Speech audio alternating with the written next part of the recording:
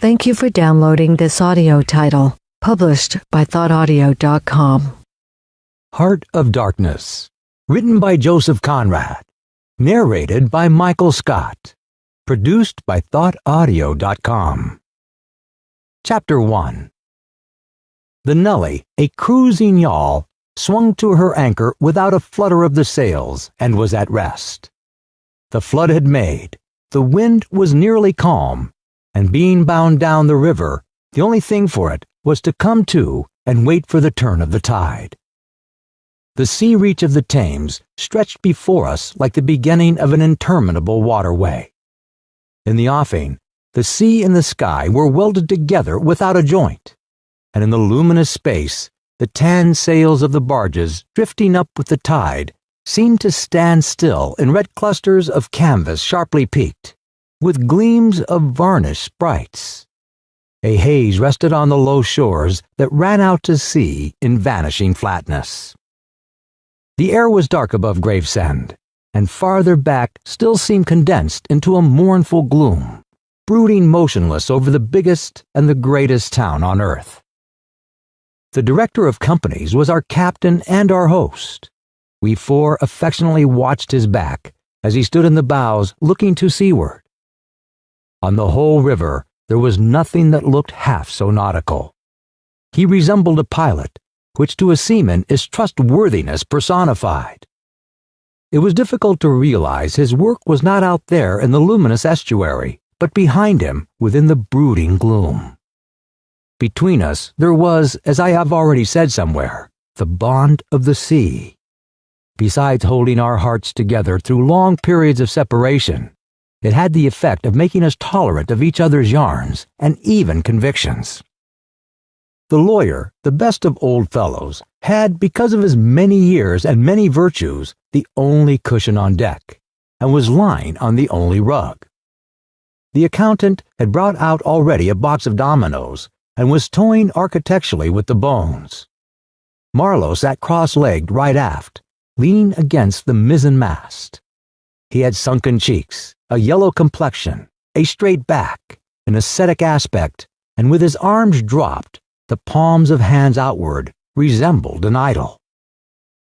The director, satisfied the anchor had good hold, made his way aft and sat down amongst us. We exchanged a few words lazily. Afterwards, there was silence on board the yacht. For some reason or other, we did not begin that game of dominoes. We felt meditative and fit for nothing but placid staring.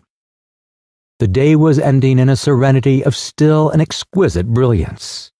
The water shone pacifically. The sky, without a speck, was a benign immensity of unstained light. The very mist on the Essex marshes was like a gauzy and radiant fabric hung from the wooded rises inland and draping the low shores in diaphanous folds.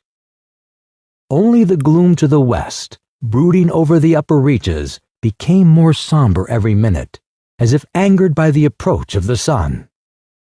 And at last, in its curved and imperceptible fall, the sun sank low, and from glowing white changed to a dull red, without rays and without heat, as if to go out suddenly, stricken to death by the touch of that gloom brooding over a crowd of men. Forthwith, a change came over the waters, and the serenity became less brilliant but more profound. The old river in its broad reach rested unruffled at the decline of day, after ages of good service done to the race that peopled its banks, spread out in the tranquil dignity of a waterway leading to the uttermost ends of the earth. We looked at the venerable stream not in the vivid flush of a short day that comes and departs forever, but in the august light of abiding memories. And indeed, nothing is easier for a man who has, as the phrase goes, followed the sea with reverence and affection, than to evoke the great spirit of the past upon the lower reaches of the Thames. The tidal current runs to and fro in its unceasing service, crowded with memories of men and ships it had borne to the rest of home, or to the battles of the sea. It had known and served all the men of whom the nation is proud, from Sir Francis Drake to Sir John Franklin, knights all, titled and untitled, the great knights errant of the sea. It had borne all the ships whose names are like jewels flashing in the night of time, from the Golden Hind returning with her round flanks full of treasure, to be visited by the Queen's Highness, and thus pass out of the gigantic tail, to the Ebrus and Terror, bound on other conquest, and that never return. It had known the ships and the men.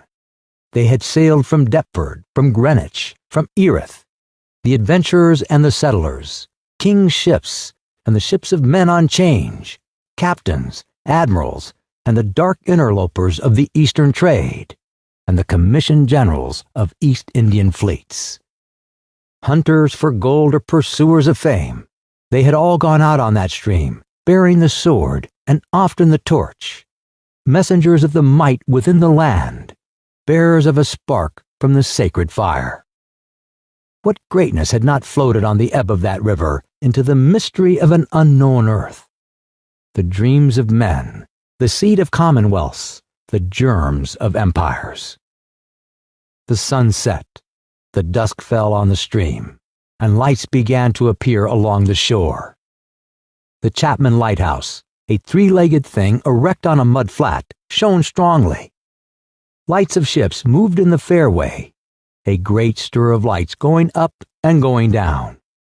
And farther west on the upper reaches, the place of the monstrous town was still marked ominously on the sky, a brooding gloom in sunshine, a lurid glare under the stars. And this also, said Marlowe suddenly, has been one of the dark places of the earth. He was the only man of us who still followed the sea. The worst that could be said of him was that he did not represent his class. He was a seaman, but he was a wanderer too, while most seamen led, if one may so express it, a sedentary life. Their minds are of the stay-at-home order, and their home is always with them, the ship. And so is their country, the sea. One ship is very much like another, and the sea is always the same. In the immutability of their surroundings, the foreign shores, the foreign faces, the changing immensity of life glide past, veiled not by a sense of mystery, but by a slightly disdainful ignorance. For there is nothing mysterious to a seaman unless it be the sea itself, which is the mistress of his existence and as inscrutable as destiny. For the rest, after his hours of work, a casual stroll or a casual spree on shore suffices to unfold for him the secret of a whole continent, and generally he finds a secret not worth knowing. The yarns of seamen have a direct simplicity, the whole meaning of which lies within the shell of a cracked nut. But Marlowe was not typical, if his propensity to spin yarns be expected.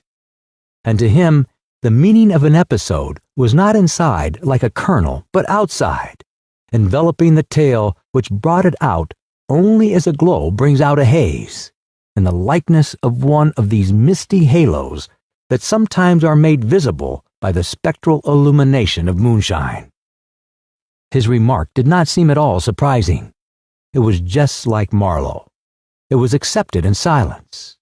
No one took the trouble to grunt even, and presently he said, very slow, "I was thinking of very old times, when the Romans first came here, 1900 years ago, the other day.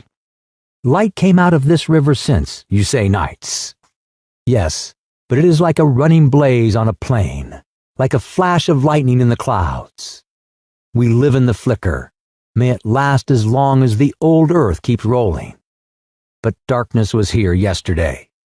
Imagine the feelings of a commander of a fine, what did you call 'em, trireme in the Mediterranean, ordered suddenly to the north, run overland across the Gauls in a hurry, put in charge of one of these craft, the Legionnaires. A wonderful lot of handy men they must have been, too, used to build, apparently by the hundred, in a month or two, if we may believe what we read. Imagine him here, the very end of the world, a sea the color of lead, a sky the color of smoke, a kind of ship about as rigid as a concertina, and going up this river with stores or orders or what you like. Sandbanks, marshes, forest, savages, precious little to eat, fit for a civilized man. Nothing but Thames water to drink. No Falernian wine here, no going ashore. Here and there, a military camp lost in a wilderness, like a needle in a bundle of hay. Cold, fog, tempests, disease, exile and death. Death sulking in the air, in the water, in the bush. They must have been dying like flies here. Oh yes, he did it. Did it very well too, no doubt. And without thinking much about it either. Except afterwards, to brag of what he had gone through in his time, perhaps. They were men enough to face the darkness, and perhaps he was cheered by keeping his eye on a chance of promotion to the fleet at Ravenna, by and by, if he had good friends in Rome, and survived the awful climate. Or think of a decent young citizen in a toga, perhaps too much dice, you know, coming out here in the train of some prefect, or tax gatherer, or trader even, to mend his fortunes. Land in a swamp, march through the woods, and in some inland post feel the savagery, the utter savagery had closed round him. All that mysterious life of the wilderness that stirs in the forest, in the jungles, in the hearts of wild men. There is no initiation either into such mysteries. He has to live in the midst of the incomprehensible, which is also detestable. And it has a fascination, too, that goes to work upon him. The fascination of the abomination, you know. Imagine the growing regrets, the longing to escape, the powerless disgust, the surrender, the hate. He paused. Mind, he began again, lifting one arm from the elbow, the palm of the hand outwards, so that, with his legs folded before him, he had the pose of a Buddha preaching in European clothes and without a lotus flower. Mind, none of us would feel exactly like this. What saves us is efficiency, the devotion to efficiency. But these chaps were not much account, really. They were no colonists. Their administration was merely a squeeze and nothing more, I suspect. They were conquerors, and for that you want only brute force. Nothing to boast of when you have it, since your strength is just an accident arising from the weakness of others.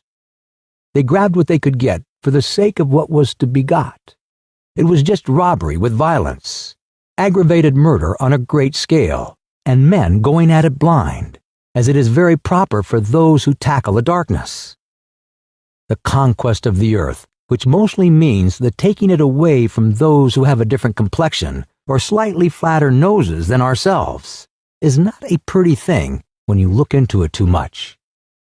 What redeems it is the idea only, an idea at the back of it, not a sentimental pretense, but an idea, and an unselfish belief in the idea, something you can set up and bow down before and offer a sacrifice to.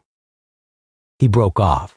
Flames glided in the river, small green flames, red flames, white flames, pursuing, overtaking, joining, crossing each other, then separating slowly or hastily. The traffic of the great city went on in the deepening night upon the sleepless river. We looked on patiently. There was nothing else to do till the end of the flood. But it was only after a long silence when he said in a hesitating voice, "I suppose you fellows remember I did once turn freshwater sailor for a bit, that we knew we were fated, before the ebb began to run, to hear about one of Marlowe's inconclusive experiences. I don't want to bother you much with what happened to me personally," he began, showing in this remark the weakness of many tellers of tales who seem so often unaware of what their audience would best like to hear. Yet to understand the effect of it on me, you ought to know how I got out there, what I saw, how I went up that river to the place where I first met the poor chap. It was the farthest point of navigation and the culminating point of my experience. It seemed somehow to throw a kind of light on everything about me and into my thoughts. It was somber enough, too, and pitiful, not extraordinary in any way, not very clear either. No, not very clear. And yet it seemed to throw a kind of light. I had then, as you remember, just returned to London after a lot of Indian Ocean, Pacific, China Seas, a regular dose of the East, 6 years or so. And I was loafing about, hindering you fellows in your work and invading your homes, just as though I had got a heavenly mission to civilize you. It was very fine for a time, but after a bit I did get tired of resting.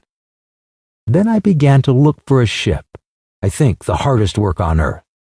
But the ships wouldn't even look at me, and I got tired of that game too. Now, when I was a little chap, I had a passion for maps. I would look for hours at South America or Africa or Australia and lose myself in all the glories of exploration. At that time, there were many blank spaces on the earth, and when I saw one that looked particularly inviting on a map, but they all looked that, I would put my finger on it and say, when I grow up, I will go there. The North Pole was one of these places I remember. Well, I haven't been there yet, and shall not try now. The glamour's off. Other places were scattered about the equator, and in every sort of latitude all over the two hemispheres. I had been in some of them, and, well, we won't talk about that. But there was one yet, the biggest, the most blank, so to speak, that I had a hankering after. True, by this time, it was not a blank space anymore. It had got filled since my boyhood with rivers and lakes and names. It had ceased to be a blank space of delightful mystery, a white patch for a boy to dream gloriously over. It had become a place of darkness. But there was in it one river especially, a mighty big river that you could see on the map, resembling an immense snake uncoiled, with its head in the sea, its body at rest, curving afar over a vast country, and its tail lost in the depths of the land. And as I looked at the map of it in a shop window, it fascinated me as a snake would a bird, a silly little bird. Then I remembered there was a big concern, a company for trade on that river. Dash it all, I thought to myself. They can't trade without using some kind of craft on that lot of fresh water. Steamboats. Why shouldn't I try to get charge of one? I went on along Fleet Street, but could not shake off the idea. The snake had charmed me. You understand, it was a continental concern, that trading society. But I have a lot of relations living on the continent, because it's cheap, and not so nasty as it looks, they say. I am sorry to own I began to worry them. This was already a fresh departure for me. I was not used to get things that way, you know. I always went my own road and on my own legs where I had a mind to go. I wouldn't have believed it myself, but then, you see, I felt somehow I must get there by hook or by crook. So I worried them. The men said, "My dear fellow," and did nothing. Then would you believe it? I tried the women. I, Charlie Marlowe, set the women to work to get a job. Heavens! Well, you see, the notion drove me. I had an aunt, a dear, enthusiastic soul. She wrote, "It will be delightful. I am ready to do anything for you. It is a glorious idea. I know the wife of a very high personage in the administration, and also a man who has lots of influence with, etc., etc." She was determined to make no end of fuss to get me appointed skipper of a river steamboat, if such was my fancy. I got my appointment, of course, and I got it very quick. It appears the company had received news that one of their captains had been killed in a scuffle with the natives. This was my chance, and it made me more the anxious to go. It was only months and months afterwards, when I made the attempt to recover what was left of the body, that I heard the original quarrel arose from a misunderstanding about some hens. Yes, 2 black hens. Freeslaven, that was the fellow's name, a Dane, thought himself wrong somehow in the bargain, so he went ashore and started to hammer the chief of the village with a stick. Oh, it didn't surprise me in the least to hear this, and at the same time to be told that Freeslaven was the gentlest, quietest creature that ever walked on 2 legs. No doubt he was, but he had been a couple of years already out there, engaged in the noble cause, you know, and he probably felt the need at last of asserting his self-respect in some way. Therefore he whacked the old black mercilessly, while a big crowd of people watched him, thunderstruck, till some man, I was told the chief's son, in desperation at hearing the old chap yell, made a tentative jab with a spear at the white man, and of course it went quite easy between the shoulder blades. Then the whole population cleared into the forest, expecting all kinds of calamities to happen, while on the other hand, the steamer Freeslaven commanded left also in a bad panic, in charge of the engineer, I believe. Afterwards, nobody seemed to trouble much about Freeslaven's remains, till I got out and stepped into his shoes. I couldn't let it rest, though. But when an opportunity offered at last to meet my predecessor, the grass growing through his ribs was tall enough to hide his bones. They were all there. The supernatural being had not been touched after he fell, and the village was deserted, the huts gaped black, rotting, all askew with the fallen enclosures. A calamity had come to it, sure enough. The people had vanished. Mad terror had scattered them, men, women, and children, through the brush, and they had never returned. What became of the hens, I don't know either. I should think the cause of progress got them anyhow. However, through this glorious affair I got my appointment before I had fairly begun to hope for it. I flew around like mad to get ready, and before 48 hours I was crossing the channel to show myself to my employers and sign the contract. In a very few hours I arrived in a city that always makes me think of a whited sepulchre. Prejudice, no doubt. Had no difficulty in finding the company's office. It was the biggest thing in town, and everybody I met was full of it. They were going to run an oversea empire and make no end of coin by trade. A narrow and deserted street in deep shadow, high houses, innumerable windows with Venetian blinds, a dead silence, grass sprouting between the stones, imposing carriage archways right and left, immense double doors standing ponderously ajar. I slipped through one of these cracks, went up a swept and ungarnished staircase as arid as a desert, and opened the first door I came to. Two women, one fat and the other slim, sat on straw-bottomed chairs, knitting black wool. The slim one got up and walked straight at me, still knitting with downcast eyes. And only just as I began to think of getting out of her way, as you would for a somnambulist, stood still and looked up. Her dress was as plain as an umbrella cover, and she turned round without a word and preceded me into a waiting room. I gave my name and looked about. Deal table in the middle, plain chairs all round the walls. On one end, a large shining map, marked with all the colors of a rainbow. There was a vast amount of red, good to see at any time, because one knows that some real work is done in there. A deuce of a lot of blue, a little green, smears of orange, and on the East Coast, a purple patch, to show where the jolly pioneers of progress drink the jolly lager beer. However, I wasn't going into any of these. I was going into the yellow, dead in the center. And the river was there, fascinating, deadly, like a snake. Augh! A door opened. A white-haired secretarial head, but wearing a compassionate expression, appeared, and a skinny forefinger beckoned me into the sanctuary. Its light was dim, and a heavy writing desk squatted in the middle. From behind that structure came out an impression of pale plumpness in a frock coat. The great man himself. He was 5'6", I should judge, and had his grip on the handle end of ever so many millions. He shook hands, I fancy, murmured vaguely, was satisfied with my French, bon voyage.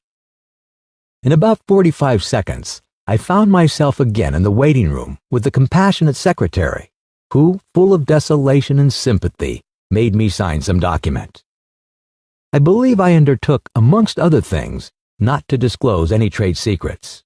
Well, I am not going to. I began to feel slightly uneasy. You know, I am not used to such ceremonies, and there was something ominous in the atmosphere. It was just as though I had been led into some conspiracy, I don't know, something not quite right, and I was glad to get out. In the outer room, The two women knitted black wool feverishly. People were arriving, and the younger one was walking back and forth introducing them. The old one sat on her chair. Her flat cloth slippers were propped up on a foot warmer, and a cat reposed on her lap. She wore a starched white affair on her head, had a wart on one cheek, and silver-rimmed spectacles hung on the tip of her nose. She glanced at me above the glasses. The swift and indifferent placidity of that look troubled me. The two youths with foolish and cheery countenances were being piloted over, and she threw at them the same quick glance of unconcerned wisdom. She seemed to know all about them and about me too. An eerie feeling came over me. She seemed uncanny and fateful. Often far away there, I thought of these two, guarding the door of darkness, knitting black wool as for a warm pall, one introducing continuously to the unknown, the other scrutinizing the cheery and foolish faces with unconcerned old eyes. Ave, old knitter of black wool, moritura te salutant. Not many of those she looked at ever saw her again, not half by a long way. There was yet a visit to the doctor, a simple formality, assured me the secretary, with an air of taking an immense part in all my sorrows. Accordingly, a young chap wearing his hat over the left eyebrow, some clerk I suppose, there must have been clerks in the business, though the house was as still as a house in the city of the dead, came from somewhere upstairs and led me forth. He was shabby and careless, with ink stains on the sleeves of his jacket, and his cravat was large and billowy, under a chin shaped like the toe of an old boot. It was a little too early for the doctor, so I proposed a drink, and thereupon he developed a vein of joviality. As we sat over our vermouths, he glorified the company's business, and by I expressed casually my surprise at him not going out there. He became very cool and collected all at once. I am not such a fool as I look, quoth Plato to his disciples, he said sententiously, emptied his glass with great resolution, and we rose. The old doctor felt my pulse, evidently thinking of something else the while. Good for there, he mumbled, and then with a certain eagerness asked me whether I would let him measure my head. Rather surprised, I said yes, when he produced a thing like calipers and got the dimensions back and front and every way, taking notes carefully. He was an unshaven little man in a threadbare coat like a gabardine, with his feet in slippers, and I thought him a harmless fool. I always ask leave, in the interest of science, to measure the crania of those going out there, he said. And when they come back too, I asked. Oh, I never see them, he remarked. And moreover, the changes take place inside, you know. He smiled, as if at some quiet joke. No, you were going out there. Famous. Interesting, too. He gave me a searching glance and made another note. Ever any madness in your family, he asked, in a matter-of-fact tone. I felt very annoyed. Is that a question in the interest of science, too? It would be, he said, without taking note of my irritation, interesting for science to watch the mental changes of individuals on the spot, but— You are an alienist, I interrupted. Every doctor should be, a little, answered that original imperturbably. I have a little theory which you messieurs who go out there must help me to prove. This is my share in the advantages my country shall reap from the possession of such a magnificent dependency. The mere wealth I leave to others. Pardon my questions, but you are the first Englishman coming under my observation. I hastened to assure him I was not in the least typical. If I were, said I wouldn't be talking like this with you. And what you say is rather profound and probably erroneous, he said with a laugh. Avoid irritation more than exposure to the sun. Adieu. How do you English say, huh? Goodbye. Ah, goodbye, adieu. In the tropics, one must before everything keep calm. He lifted a warning forefinger. Du calme, adieu. The end of Part 1. Please continue to Part 2. Published by thoughtaudio.com. Segment 2. Published by thoughtaudio.com. One thing more remained to do. Say goodbye to my excellent aunt. I found her triumphant. I had a cup of tea, the last decent cup of tea for many days, and in a room that most soothingly looked just as you would expect a lady's drawing room to look. We had a long, quiet chat by the fireside. In the course of these confidences, it became quite plain to me I had been represented to the wife of the high dignitary, and goodness knows to how many more people besides, as an exceptional and gifted creature, a piece of good fortune for the company, a man you don't get hold of every day. Good heavens! And I was going to take charge of a 2-penny halfpenny river steamboat with a penny whistle attached. It appeared, however, I was also one of the workers, with a capital, you know, something like an emissary of light, something like a lower sort of apostle. There had been a lot of such rot let loose in print and talk just about that time, and the excellent woman, living right in the rush of all that humbug, got carried off her feet. She talked about weaning those ignorant millions from their horrid ways, till, upon my word, she made me quite uncomfortable. I ventured to hint that the company was run for profit. You forget, dear Charlie, that the laborer is worthy of his hire, she said brightly. It's queer how out of touch with truth women are. They live in a world of their own, and there had never been anything like it, and never can be. It is too beautiful altogether, and if they were to set it up, it would go to pieces before the first sunset. Some confounded fact we men have been living contentedly with ever since the day of creation would start up and knock the whole thing over. After this, I got embraced, told to wear flannel, be sure to write often, and so on, and I left. In the street, I don't know why, a queer feeling came to me that I was an imposter. Odd thing that I, who used to clear out for any part of the world at 24 hours' notice, was less thought than most men gave to the crossing of the street, had a moment, I won't say of hesitation, but of startled pause before this commonplace affair. The best way I can explain it to you is by saying that, for a second or two, I felt as though, instead of going to the center of a continent, I were about to set off for the center of the earth. I left in a French steamer, and she called in every blam port they had out there, for, as far as I could see, the sole purpose of landing soldiers and custom house officers. I watched the coast. Watching a coast as it slips by the ship is like thinking about an enigma. There it is before you, smiling, frowning, inviting, grand, mean, insipid or savage, and always mute with an air of whispering, "Come and find out." This one was almost featureless, as if still in the making, with an aspect of monotonous grimness. The edge of a colossal jungle, so dark green as to be almost black, fringed with white surf, ran straight like a ruled line, far, far away along a blue sea whose glitter was blurred by a creeping mist. The sun was fierce. The land seemed to glisten and drip with steam. Here and there, grayish, whitish specks showed up, clustered inside the white surf, with a flag flying above them perhaps. Settlements some centuries old, and still no bigger than pinheads on the untouched expanse of their background. We pounded along, stopped, landed soldiers, went on, landed custom house clerks to levy toll in what looked like a god-forsaken wilderness, with a tin shed and a flagpole lost in it. Landed more soldiers to take care of the custom house clerks, presumably.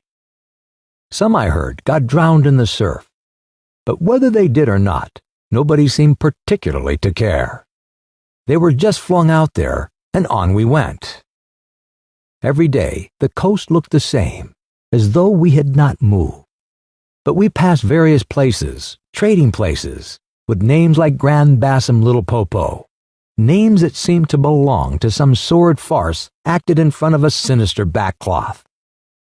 The idleness of a passenger, my isolation amongst all these men with whom I had no point of contact, the oily and languid sea, the uniform somberness of the coast seemed to keep me away from the truth of things, within the toil of a mournful and senseless delusion. The voice of the surf heard now and then was a positive pleasure, like the speech of a brother. It was something natural that had its reason, that had a meaning. Now and then a boat from the shore gave one a momentary contact with reality. It was paddled by blackfellows. You could see from afar the white of their eyeballs glistening. They shouted, sang. Their bodies streamed with perspiration. They had faces like grotesque masks, these chaps. But they had bone, muscle, a wild vitality, an intense energy of movement that was as natural and true as the surf along their coast. They wanted no excuse for being there. They were a great comfort to look at. For a time, I would feel I belonged still to a world of straightforward facts, but the feeling would not last long. Something would turn up to scare it away. Once, I remember, we came upon a man-of-war anchored off the coast. There wasn't even a shed there, and she was shelling the bush. It appears the French had one of their wars going on thereabouts. Her ensign dropped limp like a rag. The muzzles of the long 8-inch guns stuck out all over the low hull. The greasy, slimy swell swung her up lazily and let her down, swaying her thin mass. In the empty immensity of earth, sky and water, there she was, incomprehensible, firing into a continent. Pop would go one of the 8-inch guns.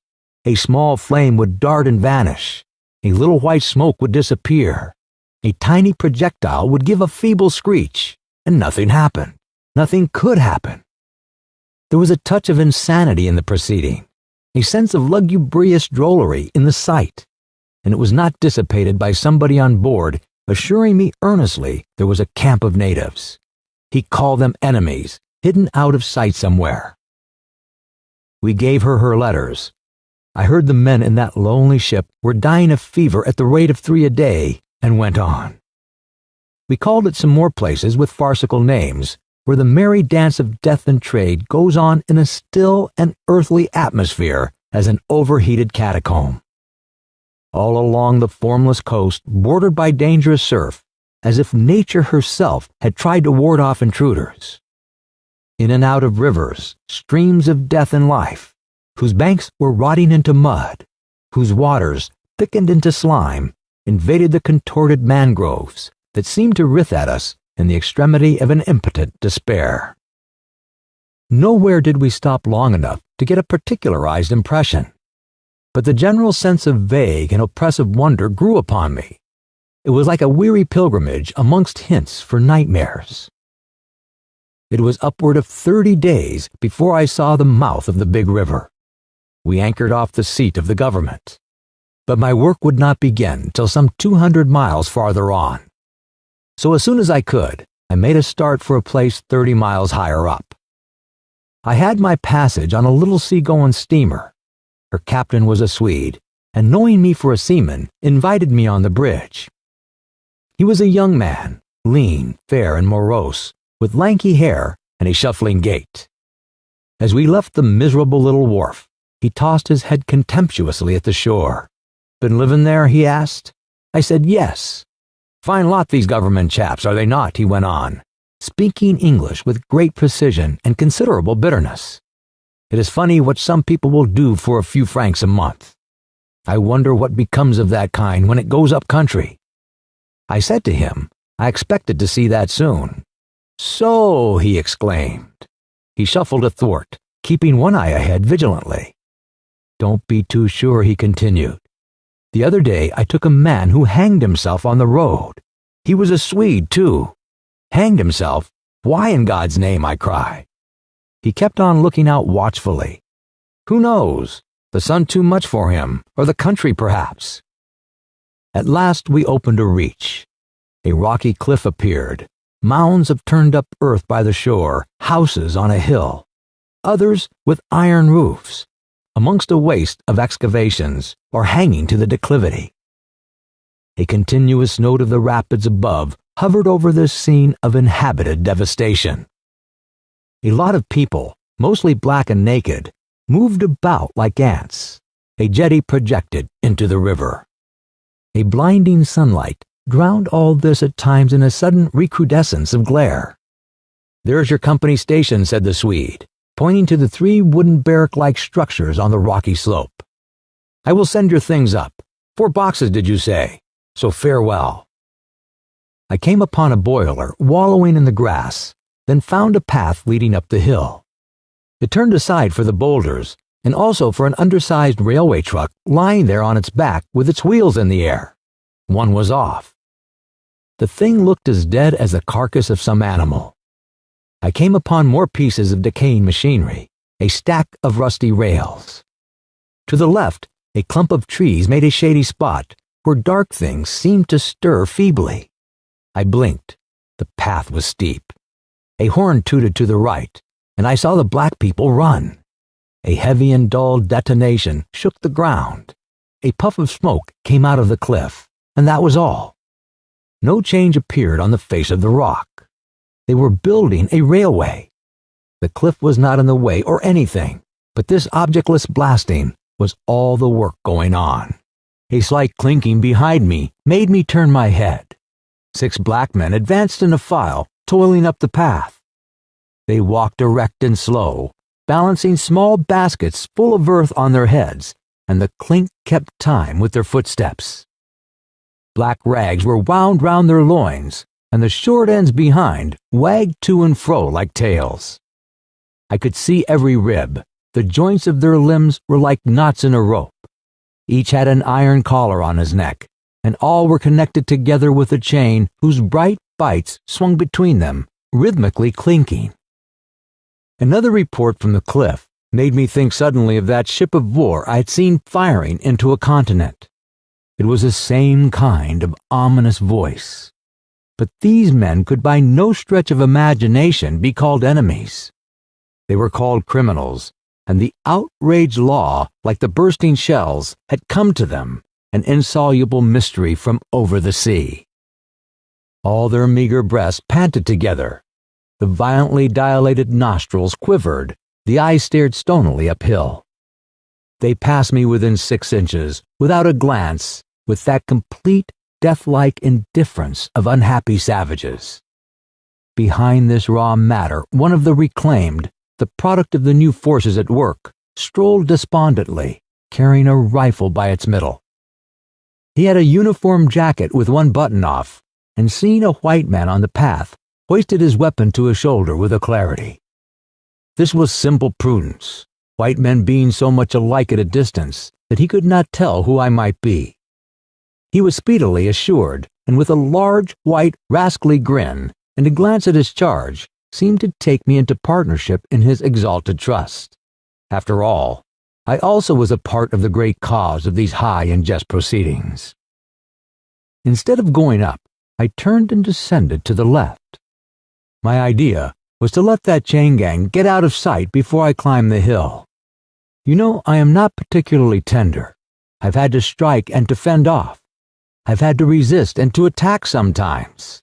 That's only one way of resisting, without counting the exact cost, according to the demands of such sort of life as I had blundered into. I've seen the devil of violence, and the devil of greed, and the devil of hot desire. But by all the stars, these were strong, lusty, red-eyed devils that swayed and drove men, I tell you. But as I stood on this hillside, I foresaw that in the blinding sunshine of that land, I would become acquainted with a flabby, pretending, weak-eyed devil of a rapacious and pitiless folly. How insidious he could be, too, I was only to find out several months later and 1,000 miles farther. For a moment I stood appalled, as though by a warning. Finally, I descended the hill obliquely towards the trees I had seen. I avoided a vast artificial hole somebody had been digging on the slope, the purpose of which I found it impossible to divine. It wasn't a quarry or a sandpit anyhow. It was just a hole. It might have been connected with the philanthropic desire of giving the criminals something to do. I don't know. Then I nearly fell into a very narrow ravine, almost no more than a scar in the hillside. I discovered that a lot of imported drainage pipes for the settlement had been tumbled in there. There wasn't one that was not broken. It was a wanton smash-up. At last I got under the trees. My purpose was to stroll into the shade for a moment. But no sooner within than it seemed to me I had stepped into a gloomy circle of some inferno. The rapids were near, and an uninterrupted, uniform, headlong rushing noise filled the mournful stillness of the grove, where not a breeze stirred, not a leaf moved, with a mysterious sound, as though the tearing pace of the launched earth had suddenly become audible. Black shapes crouched, lay, sat between the trees, leaning against the trunks, clinging to the earth, half coming out, half effaced within the dim light, in all the attitudes of pain, abandonment, and despair. Another mine on the cliff went off, followed by a slight shudder of the soil under my feet. The work was going on. The work.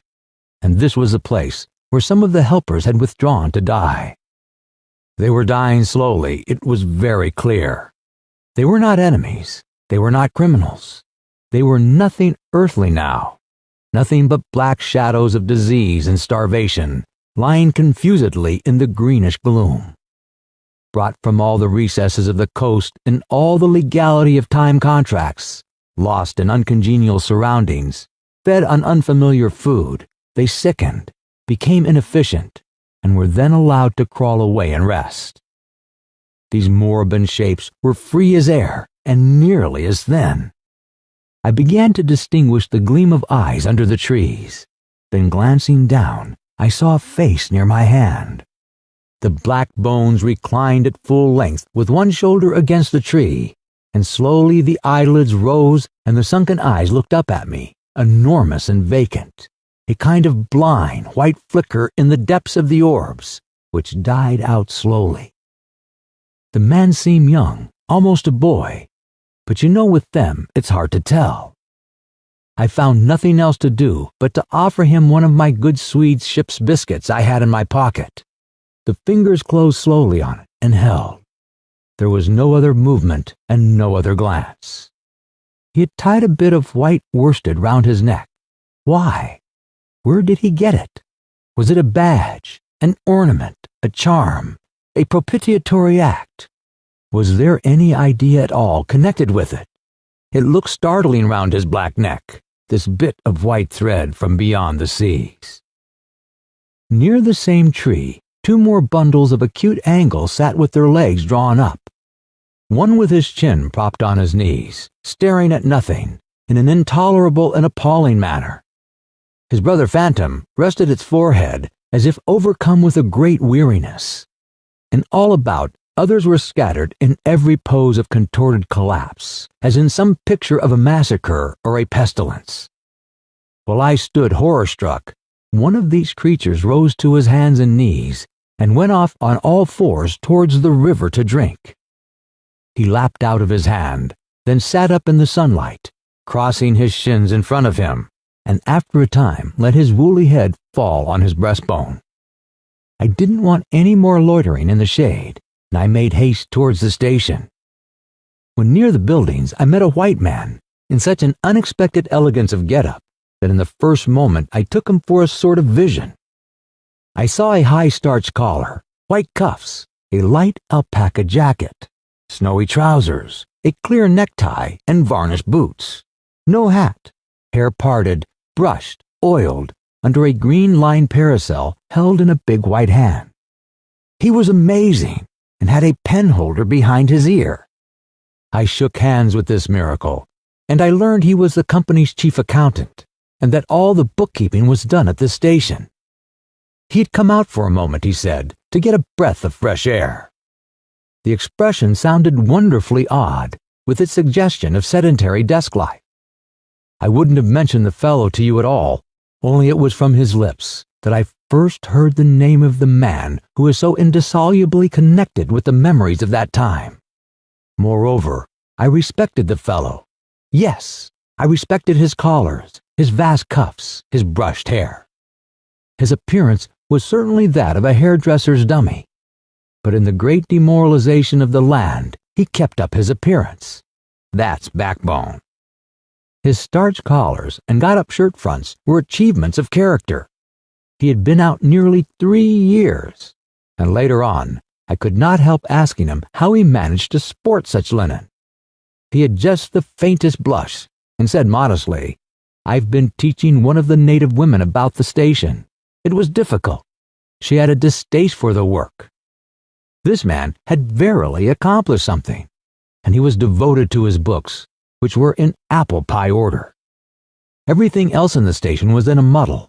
Heads, things, buildings. Strings of dusty blacks with splay feet arrived and departed. A stream of manufactured goods, rubishly cottons, beads, and brass wire set into the depths of darkness. And in return came a precious trickle of ivory. I had to wait in the station for 10 days, an eternity. I lived in a hut in the yard, but to be out of the chaos, I would sometimes get into the accountant's office. It was built of horizontal planks and so badly put together that as he bent over his high desk, he was barred from neck to heels with narrow stripes of sunlight. There was no need to open the big shutter to see. It was hot there too. Big flies buzzed fiendishly and did not sting, but stabbed. I sat generally on the floor, while a faultless appearance, and even slightly scented, perched on a high stool, he wrote. Sometimes he stood up for exercise. When a truckle bed with a sick man, some invalid agent from up country, was put in there, he exhibited a gentle annoyance. The groans of this sick person, he said, distract my attention, and without that, it is extremely difficult to guard against clerical errors in this climate. One day he remarked, without lifting his head, in the interior you will no doubt meet Mr. Kurtz.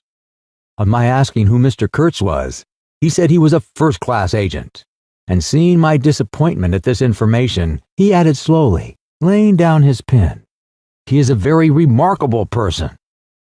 Further questions elicited from him that Mr. Kurtz was at present in charge of a trading post, a very important one, in the true ivory country, at the very bottom of there. Sends in as much ivory as all the others put together. He began to write again. The sick man was too ill to groan. The flies buzzed in a great peace. Suddenly, there was a growing murmur of voices and a great trampling of feet. A caravan had come in. A violent babble of uncouth sounds burst out on the other side of the planks. All the carriers were speaking together, and in the midst of the uproar, the lamentable voice of the chief agent was heard giving it up tearfully for the 20th time that day. He rose slowly. "What a frightful row," he said. He crossed the room gently to look at the sick man, and returning said to me, "He does not hear." "What, dead?" I asked, startled. "No, not yet," he answered with great composure. Then alluding with a toss of the head to the tumult in the station yard, "When one has got to make correct entries, one comes to hate those savages, hate them to the death." He remained thoughtful for a moment. "When you see Mr. Kurtz," he went on, "tell him from me that everything here," he glanced at the desk, "is very satisfactory. I don't like to write to him. With those messengers of ours, you may never know who may get hold of your letter at the central station." He stared at me for a moment with his mild, bulging eyes. "Oh, he will go far, very far," he began again. "He will be a somebody in the administration before long. They above, the council in Europe, you know, mean him to be." He turned to his work. The noise outside had ceased, and presently, in going out, I stopped at the door. In the steady buzz of flies, the homeward bound agent was lying flushed and insensible. The other, bent over his books, was making correct entries of perfectly correct transactions. And 50 feet below the doorstep, I could see the still treetops of the grove of death. Next day, I left the station at last, with a caravan of 60 men, for a 200-mile tramp. No use telling you much about that. Paths everywhere. A stamped-in network of paths spreading over the empty land, through long grass, through burnt grass, through thickets, down and up chilly ravines, up and down stony hills ablaze with heat, and a solitude, nobody, not a hut. The population had cleared out a long time ago. Well, if a lot of mysterious blacks armed with all kinds of fearful weapons suddenly took to traveling on the road between Dell and Gravesend, catching the yokels right and left to carry heavy loads for them, I fancy every farm and cottage thereabouts would get empty very soon. Only here, the dwellings were gone too. Still, I passed through several abandoned villages. There's something pathetically childish in the ruins of grass walls. Day after day, and with the stamp and shuffle of 60 pair of bare feet behind me, each pair under a 60-pound load. Camp, cook, sleep, strike camp, march. Now and then, a carrier dead in harness, at rest in the long grass near the path, with an empty water gourd and his long staff lying by his side. A great silence around and above. Perhaps on some quiet night, the tremor of far-off drums, sinking, swelling, a tremor vast, faint, a sound weird, appealing, suggestive, and wild, and perhaps with as profound a meaning as the sound of bells in a Christian country. Once a white man in an unbuttoned uniform, camping on the path with an armed escort of lank Zanzibars, very hospitable and festive, not to say drunk, was looking after the upkeep of the road, he declared. Can't say I saw any road or any upkeep, unless the body of a middle-aged Negro with a bullet hole in his forehead, upon which I absolutely stumbled 3 miles farther on, may be considered as a permanent improvement. I had a white companion too, not a bad chap, but rather too fleshy and with the exasperating habit of fainting on hot hillsides, miles away from the least bit of shade and water. Annoying, you know, to hold your own coat like a parasol over a man's head while he is coming to. I couldn't help asking him once what he meant by coming there at all. To make money, of course. What do you think? He said scornfully. Then he got fever and had to be carried in a hammock slung under a pole. As he weighed 16 stone, I had no end of rows with the carriers. They jibbed, ran away, sneaked off with their loads in the night. Quite a mutiny. So one evening, I made a speech in English with gestures, not one of which was lost to the 60 pair of eyes before me. And the next morning, I started the hammock off in front all right. An hour afterwards, I came upon the whole concern wrecked in a bush. Man, hammock, groans, blankets, horrors. The heavy pole had skinned his poor nose. He was very anxious for me to kill somebody, but there wasn't the shadow of a carrier near. I remembered the old doctor. It would be interesting for science to watch the mental changes of individuals on the spot. I felt I was becoming scientifically interesting. However, all that is to no purpose. On the 15th day, I came in sight of the big river again and hobbled into the central station. It was on a backwater surrounded by scrub and forest, with a pretty border of smelly mud on one side, and on the 3 others enclosed by a crazy fence of rushes. A neglected gap was all the gate it had, and the first glance at the place was enough to let you see the flabby devil was running that show. White men with long staves in their hands appeared languidly from amongst the buildings, strolling up to take a look at me, and then retired out of sight somewhere. One of them, a stout, excitable chap with a black mustache, informed me with great volubility and many digressions, as soon as I told him who I was, that my steamer was at the bottom of the river. I was thunderstruck. What? How? Why? Oh, it was all right. The manager himself was there, all quite correct. Everybody had behaved splendidly, splendidly. You must, he said in agitation, go and see the general manager at once. He is waiting. I did not see the real significance of that wreck at once. I fancy I see it now, but I am not sure. Not at all. Certainly the affair was too stupid, when I think of it, to be altogether natural. Still. But at the moment, it presented itself simply as a confounded nuisance. The steamer was sunk. They had started 2 days before in a sudden hurry up the river with the manager on board, in charge of some volunteer skipper, and before they had been out there 3 hours, they tore the bottom out of her on stones, and she sank near the south bank. I asked myself what I was to do there now my boat was lost. As a matter of fact, I had plenty to do in fishing my command out of the river. I had to set about it the very next day. That and the repairs when I brought the pieces to the station took some months. My first interview with the manager was curious. He did not ask me to sit down after my 20-mile walk that morning. He was commonplace in complexion, in features, in manners, and in voice. He was of middle size and of ordinary build. His eyes, of the usual blue, were perhaps remarkably cold, and he certainly could make his glance fall on one as trenchant and heavy as an axe. But even at these times, the rest of his person seemed to disclaim the intention. Otherwise, there was only an indefinable, faint expression of his lips, something stealthy, a smile, not a smile. I remember it, but I can't explain it. It was unconscious, this smile was, though just after he had said something, it got intensified for an instant. It came at the end of his speeches, like a seal applied on the words, to make the meaning of the commonest phrase appear absolutely inscrutable. The end of Part 2. Please continue to Part 3. Published by thoughtaudio.com. Segment 3. Published by thoughtaudio.com. He was a common trader, from his youth up employed in these parts, nothing more. He was obeyed, yet he inspired neither love nor fear, not even respect. He inspired uneasiness. That was it, uneasiness. Not a definite mistrust, just uneasiness, nothing more. You had no idea how effective such a faculty can be. He had no genius for organizing, for initiative, or for an order even. That was evident in such things as the deplorable state of the station.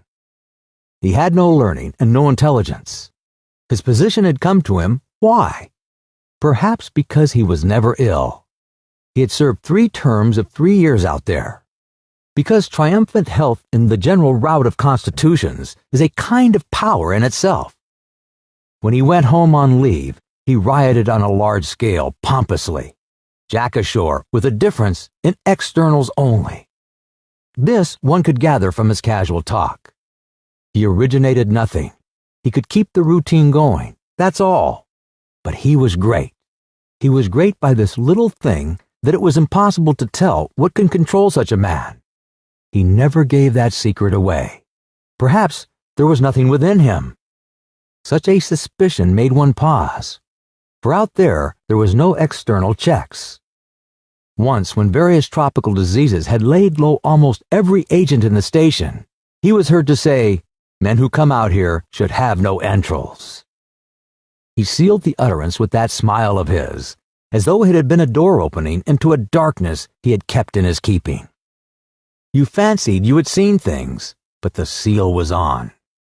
When annoyed at mealtime by the constant quarrels of the white men about precedence, he ordered an immense round table to be made, for which a special house had to be built.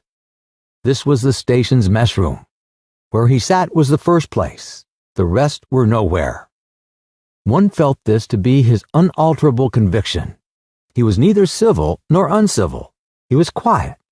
He allowed his boy, an overfed young Negro from the coast, to treat the white men under his very eyes with provoking insolence. He began to speak as soon as he saw me. I had been very long on the road. He could not wait. He had to start without me. The upriver stations had to be relieved. There had been so many delays already that he did not know who was dead and who was alive, and how they got on, and so on and so on. He paid no attention to my explanations, and playing with a stick of sealing wax, repeated several times that the situation was very grave, very grave. There were rumors that a very important station was in jeopardy, and its chief, Mr. Kurtz, was ill. I hoped it was not true. Mr. Kurtz was, I feel weary and irritable. Hang Kurtz, I thought. I interrupted him by saying I had heard of Kurtz on the coast. Ah, so they talk of him down there, he murmured to himself. Then he began again, assuring me Mr. Kurtz was the best agent he had, an exceptional man, of the greatest importance to the company. Therefore, I could understand his anxiety. He was, he said, very, very uneasy. Certainly he fidgeted on his chair a good deal, exclaimed, "Ah, Mr. Kurtz," broke the stick of sealing wax, and seemed dumbfounded by the accident. Next thing he wanted to know how long it would take to— I interrupted him again. Being hungry, you know, and kept on my feet too, I was getting savage. How could I tell, I said. I hadn't even seen the wreck yet. Some months, no doubt. All this talk seemed to me so futile. Some months, he said. Well, let us say 3 months before we can make a start. Yes, that ought to do the affair. I flung out of his hut. He lived all alone in a clay hut with a sort of veranda, muttering to himself my opinion of him. He was a chattering idiot. Afterwards, I took it back when it was borne in upon me startlingly with what extreme nicety he had estimated the time requisite for the affair. I went to work the next day, turning, so to speak, my back on that station. In that way only, it seemed to me I could keep my hold on the redeeming facts of life. Still, one must look about sometimes. And then I saw this station, these men strolling aimlessly about in the sunshine of the yard. I asked myself sometimes what it all meant. They wandered here and there with their absurd long staves in their hands, like a lot of faithless pilgrims bewitched inside a rotten fence. The word ivory rang in the air, was whispered, was sighed. You would think they were praying to it. A taint of imbecile rapacity blew through it all, like a whiff from some corpse. By Jove, I've never seen anything so unreal in my life. And outside, the silent wilderness surrounding this cleared speck on the earth struck me as something great and invincible, like evil or truth, waiting patiently for the passing away of this fantastic invasion. Oh, these months. Well, never mind. Various things happened. One evening, a grass shed full of calico, cotton prints, beads, and I didn't know what else, burst into a blaze so suddenly that you would have thought the earth had opened to let an avenging fire consume all that trash. I was smoking my pipe quietly by my dismantled steamer and saw them all cutting capers in the light, with their arms lifted high, when the stout men with mustaches came tearing down to the river, a tin pail in his hand, assured me that everybody was behaving splendidly, dipped about a quart of water and tore back again. I noticed there was a hole in the bottom of his pail. I strolled up. There was no hurry. You see, the thing had gone off like a box of matches. It had been hopeless from the very first. The flame had leaped high, driven everybody back, lighted up everything, and collapsed. The shed was already a heap of embers glowing fiercely. A black was being beaten nearby. They said he had caused the fire in some way. Be that as it may, he was screeching most horribly. I saw him later on, for several days, sitting in a bit of shade, looking very sick and trying to recover himself. Afterwards he arose and went out, and the wilderness without a sound took him into its bosom again. As I approached the glow from the dark, I found myself at the back of 2 men talking. I heard the name of Kurtz pronounced, then the words, "Take advantage of this unfortunate accident." One of the men was the manager. I wished him a good evening. "Did you ever see anything like it, huh? It is incredible," he said, and walked off. The other man remained. He was a first-class agent, young, gentlemanly, a bit reserved, with a forked little beard and a hooked nose. He was standoffish with the other agents, and they on their side said he was the manager's spy upon them. As to me, I had hardly ever spoken to him before. We got into talk, and by we strolled away from the hissing ruins. Then he asked me to his room, which was in the main building of the station. He struck a match, and I perceived that this young aristocrat had not only a silver-mounted dressing case, but also a whole candle all to himself. Just at that time, the manager was the only man supposed to have any right to candles. Native mats covered the clay walls. A collection of spears, assegais, shields, knives was hung up in trophies. The business entrusted to this fellow was the making of bricks, so I had been informed. But there wasn't a fragment of a brick anywhere in the station, and he had been there more than a year, waiting. It seemed he could not make bricks without something. I don't know what. Straw, maybe. Anyways, it could not be found there. And it was not likely to be sent from Europe. It did not appear clear to me what he was waiting for. An act of special creation, perhaps. However, they were all waiting, all the 16 or 20 pilgrims of them, for something. And upon my word, it did not seem an uncongenial occupation, from the way they took it, though the only thing that ever came to them was disease, as far as I could see.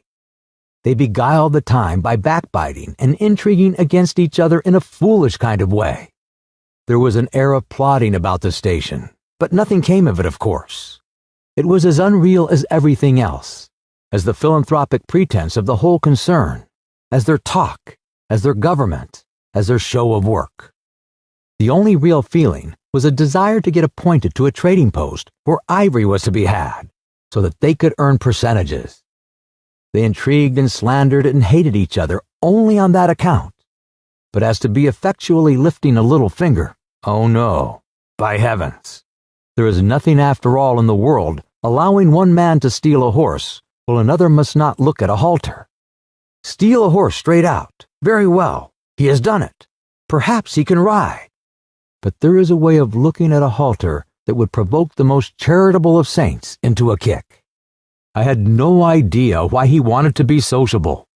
But as we chatted in there, it suddenly occurred to me the fellow was trying to get at something, in fact, pumping me. He alluded constantly to Europe, to the people I was supposed to know there, putting leading questions as to my acquaintances in the sepulchral city, and so on. His little eyes glittered like mica discs with curiosity, though he tried to keep a bit of superciliousness.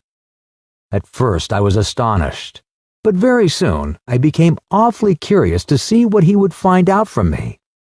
I couldn't possibly imagine what I had in me to make it worth his while. It was very pretty to see how he baffled himself, for in truth my body was full of chills, and my head had nothing in it but that wretched steamboat business. It was evident he took me for a perfectly shameless prevaricator. At last he got angry, and to conceal a movement of furious annoyance, he yawned. I rose. Then I noticed a small sketch in oils, on a panel, representing a woman, draped and blindfolded, carrying a lighted torch. The background was somber, almost black. The movement of the woman was stately, and the effect of the torchlight on the face was sinister. It arrested me, and he stood by civilly, holding a half-pint champagne bottle, medical comforts, with the candle stuck in it. To my question, he said Mr. Kurtz had painted this, in this very station more than a year ago, while waiting for means to go to his trading post. Tell me, pray, said I, who is this Mr. Kurtz? The chief of the interstation, he answered in a short tone, looking away. Much obliged, I said, laughing. And you are the brickmaker of the central station. Everybody knows that. He was silent for a while. He is a prodigy, he said at last. He is an emissary of pity, and science and progress, and devil knows what else. We want, he began to declaim suddenly, for the guidance of the cause entrusted to us by Europe, so to speak, higher intelligence, wide sympathies, a singleness of purpose. Who says that, I asked. Lots of them, he replied. Some even write that. And so he comes here, a special being, as you ought to know. Why ought I to know? I interrupted, really surprised. He paid no attention. Yes, today he is the chief of the best station. Next year he will be assistant manager. 2 years more but I dare say you know what he will be in 2 years' time. You are of the new gang, the gang of virtue. The same people who sent him specially also recommended you. Oh, don't say no. I've my own eyes to trust. Light dawned upon me. My dear aunt's influential acquaintances were producing an unexpected effect upon that young man. I nearly burst into a laugh.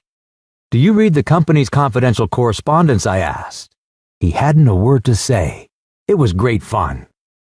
When Mr. Kurtz, I continued severely, is general manager, you won't have the opportunity. He blew the candle out suddenly, and we went outside. The moon had risen. Black figures strolled about listlessly, pouring water on the glow, whence proceeded a sound of hissing. Steam ascended into the moonlight. The beaten black groaned somewhere.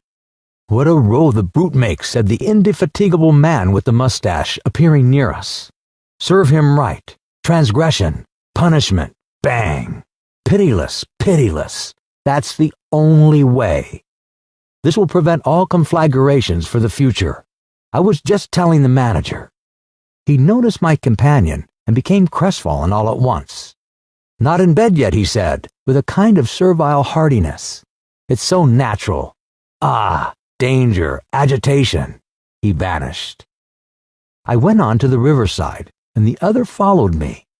I heard a scathing murmur at my ear. "Heap of muffs, go to." The pilgrims could be seen in knots gesticulating, discussing. Several had their staves in their hands. I verily believe they took these sticks to bed with them.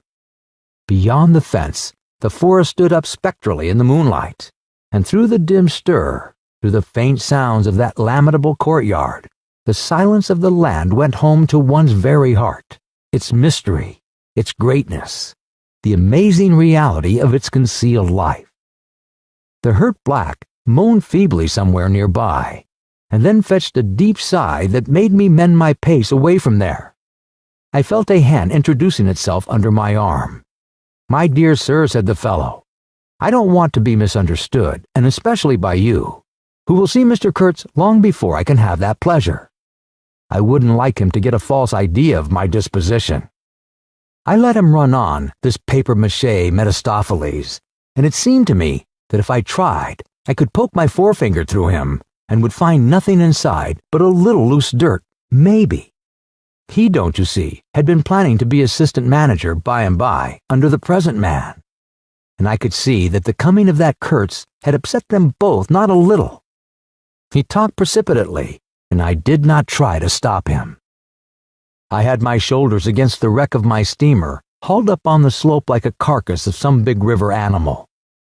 The smell of mud, of primeval mud by Jove, was in my nostrils. The high stillness of primeval forest was before my eyes. There were shiny patches on the black creek. The moon had spread over everything a thin layer of silver, over the rank grass, over the mud, upon the wall of matted vegetation standing higher than the wall of a temple. Over the great river, I could see through a somber gap, glittering, glittering, as it flowed broadly by without a murmur. All this was great, expectant, mute, while the man jabbered about himself. I wondered whether the stillness on the face of the immensity looking at us two were meant as an appeal or as a menace. What were we who had strayed in here? Could we handle that dumb thing, or would it handle us? I felt how big, how confoundedly big, was that thing that couldn't talk, and perhaps was deaf as well. What was in there? I could see a little ivory coming out from there, and I heard Mr. Kurtz was in there. I had heard enough about it too, God knows. Yet somehow it didn't bring any image with it, no more than if I had been told an angel or a fiend was in there. I believed it in the same way one of you might believe there are inhabitants in the planet Mars. I knew once a Scotch sailmaker who was certain, dead sure, there were people in Mars. If you asked him for some idea how they looked and behaved, he would get shy and muttered something about walking on all fours. If you as much as smiled, he would, though a man of 60, offer to fight you. I would not have gone so far as to fight for Kurtz, but I went for him near enough to lie. You know I hate, detest, and can't bear a lie. Not because I am straighter than the rest of us, but simply because it appalls me. There is a taint of death, a flavor of mortality in lies, which is exactly what I hate and detest in the world, what I want to forget. It makes me miserable and sick, like biting something rotten would do. Temperament, I suppose. Well, I went near enough to it, by letting the young fool there believe anything he liked to imagine as to my influence in Europe. I became in an instant as much of a pretense as the rest of the bewitched pilgrims. This simply because I had a notion it somehow would be of help to that Kurtz, whom at the time I did not see, you understand. He was just a word for me. I did not see the man in the name any more than you do. Do you see him? Do you see the story? Do you see anything? It seemed to me I am trying to tell you a dream, making a vain attempt, because no relation of a dream can convey the dream sensation, that commingling of absurdity, surprise, and bewilderment in a tremor of struggling revolt, that notion of being captured by the incredible, which is of the very essence of dreams. He was silent for a while. No, it is impossible. It is impossible to convey the life sensation of any given epoch of one's existence, that which makes it truth, its meaning, its subtle and penetrating essence. It is impossible. We live as we dream, alone. He paused again as if reflecting, then added, "Of course, in this you fellows see more than I could then. You see me, whom you know." It had become so pitch dark that we listeners could hardly see one another. For a long time already he, sitting apart, had been no more to us than a voice. There was not a word from anybody. The others might have been asleep, but I was awake. I listened on the watch for the sentence, for the word, that would give me the clue to the faint uneasiness inspired by this narrative that seemed to shape itself without human lips in the heavy night air of the river. Yes, I let him run on, Marlowe began again, and think what he pleased about the powers that were behind me. I did, and there was nothing behind me. There was nothing but that wretched old mangled steamboat I was leaning against, while he talked fluently about the necessity for every man to get on. And when one comes out here, you can see it is not to gaze at the moon. Mr. Kurtz was a universal genius, but even a genius would find it easier to work with adequate tools, intelligent men. Why, he did not make bricks. Why, there was a physical impossibility in the way, as I was well aware. And if he did secretarial work for the manager, it was because no sensible man rejects wantonly the confidence of his superiors. Did I see it? I saw it. What more did I want? What I really wanted was rivets, by heaven. Rivets! To get on with the work, to stop the hole. Rivets I wanted. There were cases of them down at the coast. Cases, piled up, burst, split. You kicked a loose rivet at every second step in that station yard on the hillside. Rivets had rolled into the grove of death. You could fill your pockets with rivets for the trouble of stooping down, and there wasn't one rivet to be found where it was wanted. We had plates that would do, but nothing to fasten them with. And every week the messenger, a lone Negro, letter bag on shoulder and staff in hand, left our station for the coast. And several times a week a coast caravan came in with trade goods, ghastly glazed calico that made you shudder only to look at it, glass beads value about a penny a quart, confounded spotted cotton handkerchiefs, and no rivets. 3 carriers could have brought all that was wanted to set that steamboat afloat. He was becoming confidential now, but I fancy my unresponsive attitude must have exasperated him at last, for he judged it necessary to inform me he feared neither God nor devil, let alone any mere man. I said I could see that very well, but what I wanted was a certain quantity of rivets, and rivets were what really Mr. Kurtz wanted, if he had only known it. Now letters were sent to the coast every week. "My dear sir," he cried, "I write from dictation. I demanded rivets." There was a way for an intelligent man. He changed his manner, became very cold, and suddenly began to talk about a hippopotamus. Wondered whether, sleeping on board the steamer, I stuck to my salvage night and day, I wasn't disturbed. There was an old hippo that had the bad habit of getting on the bank and roaming at night over the station grounds. The pilgrims used to turn out in a body and empty every rifle they could lay hands on at him. Some even had sat up o' nights for him. All this energy was wasted, though. That animal has a charmed life, he said. But you can say this only of brutes in this country. No man, you apprehend me. No man here bears a charmed life. He stood there for a moment in the moonlight, with his delicate hooked nose set a little askew, and his mica eyes glittering without a wink. Then, with a curt good night, he strode off. I could see he was disturbed and considerably puzzled, which made me feel more hopeful than I had been for days. It was a great comfort to turn from that chap to my influential friend, the battered, twisted, ruined tin pot steamboat. I clambered on board. She rang under my feet like an empty Huntley Palmer biscuit tin kicked along a gutter. She was nothing so solid in make, and rather less pretty in shape, but I had expended enough hard work on her to make me love her. No influential friend would have served me better. She had given me a chance to come out a bit, to find out what I could do. No, I don't like work. I had rather laze about and think of all the fine things that can be done. I don't like work. No man does. But I like what is in the work, the chance to find yourself. Your own reality for yourself, not for others, what no other man can ever know. They can only see the mere show and never tell what it really means.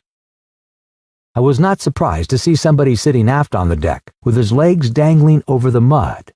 You see, I rather chummed with the few mechanics there were in that station, whom the other pilgrims naturally despised on account of their imperfect manners, I suppose. This was the foreman, a boiler-maker by trade, a good worker. He was a lank, bony, yellow-faced man with big, intense eyes. His aspect was worried, and his head was as bald as the palm of my hand. But his hair in falling seemed to have stuck to his chin and had prospered in the new locality, for his beard hung down to his waist. He was a widower with 6 young children. He had left them in charge of a sister of his to come out there, and the passion of his life was pigeon flying. He was an enthusiast and a connoisseur. He would rave about pigeons. After work hours, he used sometimes to come over from his hut for a talk about his children and his pigeons. At work, when he had to crawl in the mud under the bottom of the steamboat, he would tie up that beard of his in a kind of white serviette he bought for the purpose. It had loops to go over his ears. In the evening, he could be seen squatted on the bank, rinsing that wrapper in the creek with great care, then spreading it solemnly on a bush to dry. I slapped him on the back and shouted, "We shall have rivets." He scrambled to his feet, exclaiming, "No rivets!" as though he couldn't believe his ears. Then in a low voice, "You, huh? I don't know why we behave like lunatics." I put my finger to the side of my nose and nodded mysteriously. "Good for you," he cried, snapped his fingers above his head, lifting one foot. I tried a jig. We capered on the iron deck. A frightful clatter came out of that hulk, and the virgin forest on the other bank of the creek sent it back in a thundering roll upon the sleeping station. It must have made some of the pilgrims sit up in their hovels.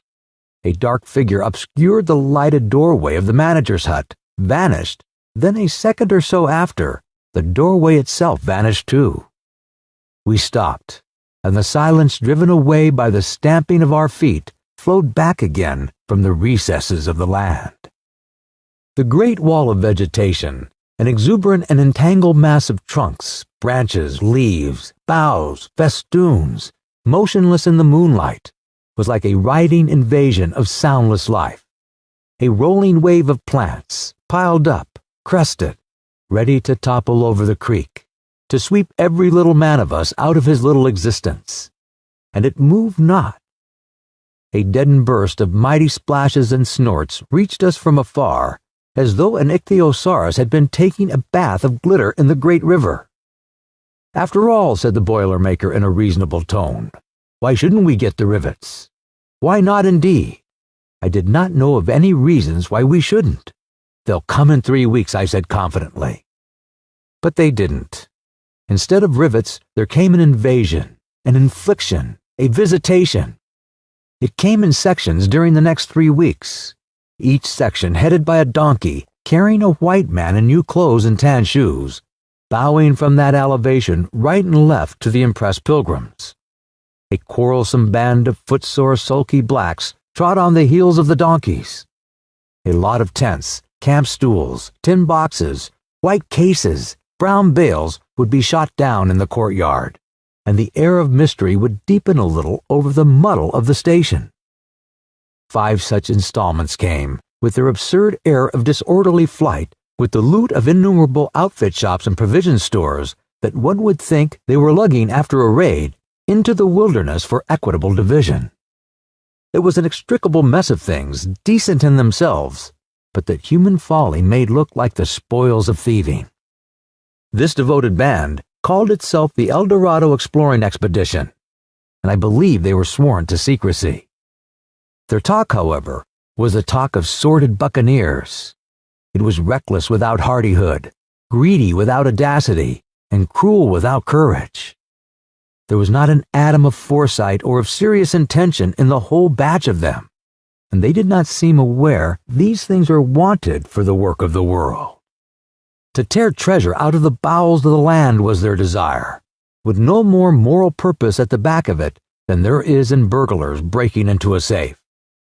Who paid the expenses of the noble enterprise, I don't know, but the uncle of our manager was leader of that lot. In exterior, he resembled a butcher in a poor neighborhood, and his eyes had a look of sleepy cunning. He carried his fat paunch with ostentation on his short legs, and during the time his gang infested the station, spoke to no one but his nephew. You could see these two roaming about all day long, with their heads close together in an everlasting confab. I had given up worrying myself about the rivets. One's capacity for that kind of folly is more limited than you would suppose. I said hang, and let things slide. I had plenty of time for meditation, and now and then I would give some thought to Kurtz. I wasn't very interested in him, no. Still, I was curious to see whether this man, who had come out equipped with moral ideas of some sort, would climb to the top after all, and how he would set about his work when there. The end of Part 3. Please continue to Part 4. Published by thoughtaudio.com. Segment 4. Published by thoughtaudio.com. Chapter 2. One evening, as I was laying flat on the deck of my steamboat, I heard voices approaching, and there were the nephew and the uncle strolling along the bank. I laid my head on my arm again, and nearly lost myself in a doze, when somebody said in my ear, as it were, I am as harmless as a little child, but I don't like to be dictated to. Am I the manager, or am I not? I was ordered to send him there. It's incredible. I became aware that the two were standing on the shore alongside the forepart of the steamboat just below my head. I did not move. It did not occur to me to move. I was sleepy. It is unpleasant, grunted the uncle. He has asked the administration to be sent there, said the other, with the idea of showing what he could do, and I was instructed accordingly. Look at the influence that man must have. Is it not frightful? They both agreed it was frightful, and then made several bizarre remarks. Make rain in fine weather, one man the council, by the nose. Bits of absurd sentences that got the better of my drowsiness, so that I had pretty near the whole of my wits about me when the uncle said, The climate may do away with this difficulty for you. Is he here alone? Yes, answered the manager. He sent his assistant down the river with a note to me in these terms. Clear this poor devil out of the country, and don't bother sending me more of that sort. I had rather be alone than have the kind of men you can dispose of with me. It was more than a year ago. Can you imagine such impudence? Anything since then? Asked the other hoarsely. Ivory, jerked the nephew. Lots of it. Prime sort. Lots. Most annoying from him. And with that questioned the heavy rumble. Invoice was the reply fired out, so to speak. Then silence. They had been talking about Kurtz. I was brought awake by this time, but lying perfectly at ease, remained still, having no inducement to change my position. How did that ivory come all this way? Growled the elder man, who seemed very vexed. The other explained that it had come with a fleet of canoes in charge of an English half-caste clerk Kurtz had with him. That Kurtz had apparently intended to return himself, the station being by that time bare of goods and stores, but after coming 300 miles, had suddenly decided to go back, which he started to do all alone in a small dugout with 4 paddlers, leaving the half-caste to continue down the river with the ivory. The two fellows there seemed astounded at anybody attempting such a thing. They were at a loss for an adequate motive. As to me, I seemed to see Kurtz for the first time. It was a distinct glimpse, the dugout, 4 paddling savages, and the lone white man turning his back suddenly on the headquarters, on relief, on thoughts of home perhaps, setting his face towards the depths of the wilderness, toward his empty and desolate station. I did not know the motive. Perhaps he was just simply a fine fellow who stuck to his work for its own sake. His name, you understand, had not been pronounced once. He was that man. The half-caste, who as far as I could see, had conducted a difficult trip with great prudence and pluck, was invariably alluded to as that scoundrel. The scoundrel had reported that the man had been very ill, had recovered imperfectly. The two below me moved away then a few paces and strolled back and forth at some little distance. I heard military post, doctor, 200 miles, quite alone now, unavoidable delays, 9 months, no news, strange rumors. They approached again, just as the manager was saying, no one, as far as I know, unless a species of wandering trader, a pestilential fellow snapping ivory from the natives. Who was it they were talking about now? I gathered in snatches that this was some man supposed to be in Kurtz's district, and of whom the manager did not approve. We will not be free from unfair competition till one of these fellows is hanged for an example, he said. Certainly, grunted the other. Get him hanged. Why not? Anything can be done in this country. That's what I say. Nobody here, you understand, here can endanger your position. And why? You stand the climate. You outlast them all. The danger is in Europe. But there before I left, I took care to. They moved off and whispered. Then their voices rose again. The extraordinary series of delays is not my fault. I did my possible. The fat man sighed, very sad. And the pestiferous absurdity of his talk, continued the other. He bothered me enough when he was here. Each station should be like a beacon on the road towards better things.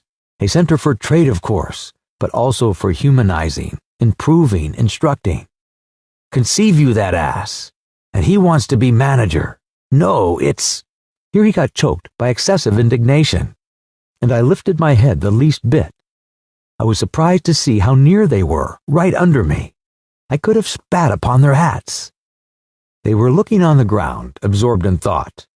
The manager was switching his leg with a slender twig. His sagacious relative lifted his head. You have been well since you came out this time, he asked. The other gave a start. Do I? Oh, like a charm, like a charm. But the rest, oh my goodness, all sick. They die so quick, too, that I haven't the time to send them out of the country. It's incredible. Just so, grunted the uncle. Ah, my boy, trust to this. I say trust to this. I saw him extend his short flipper of an arm for a gesture that took in the forest, the creek, the mud, the river, seemed to beckon with a dishonoring flourish before the sunlit face of the land, a treacherous appeal to the lurking death, to the hidden evil, to the profound darkness of its heart. It was so startling that I leaped to my feet and looked back at the edge of the forest, as though I had expected an answer of some sort to that black display of confidence. You know the foolish notions that come to one sometimes. The high stillness confronted these two figures with its ominous patience, waiting for the passing away of a fantastic invasion. They swore aloud together, out of sheer fright, I believe, then pretending not to know anything of my existence, turned back to the station. The sun was low, and leaning forward side by side, they seemed to be tugging painfully uphill their two ridiculous shadows of unequal length that trailed behind them slowly over the tall grass without bending a single blade. In a few days, the El Dorado expedition went into the patient wilderness that closed upon it as the sea closes over a diver. Long afterwards, the news came that all the donkeys were dead. I knew nothing as to the fate of the less valuable animals. They, no doubt, like the rest of us, found what they deserved. I did not inquire. I was then rather excited at the prospect of meeting Kurtz very soon. When I say very soon, I mean it comparatively. It was just 2 months from the day we left the creek when we came to the bank below Kurtz's station. Going up that river was like traveling back to the earliest beginnings of the world, when vegetation rotted on the earth and the big trees were kings. An empty stream, a great silence, an impenetrable forest. The air was warm, thick, heavy, sluggish. There was no joy in the brilliance of sunshine. The long stretches of the waterway ran on, deserted, into the gloom of overshadowed distances. On silvery sandbanks, hippos and alligators sunned themselves side by side. The broadening waters flowed through a mob of wooded islands. You lost your way on that river as you would in a desert, and butted all day long against shoals, trying to find the channel till you thought yourself bewitched and cut off forever from everything you had once known, somewhere far away in another existence perhaps. There were moments when one's past came back to one, as it will sometimes when you have not a moment to spare to yourself.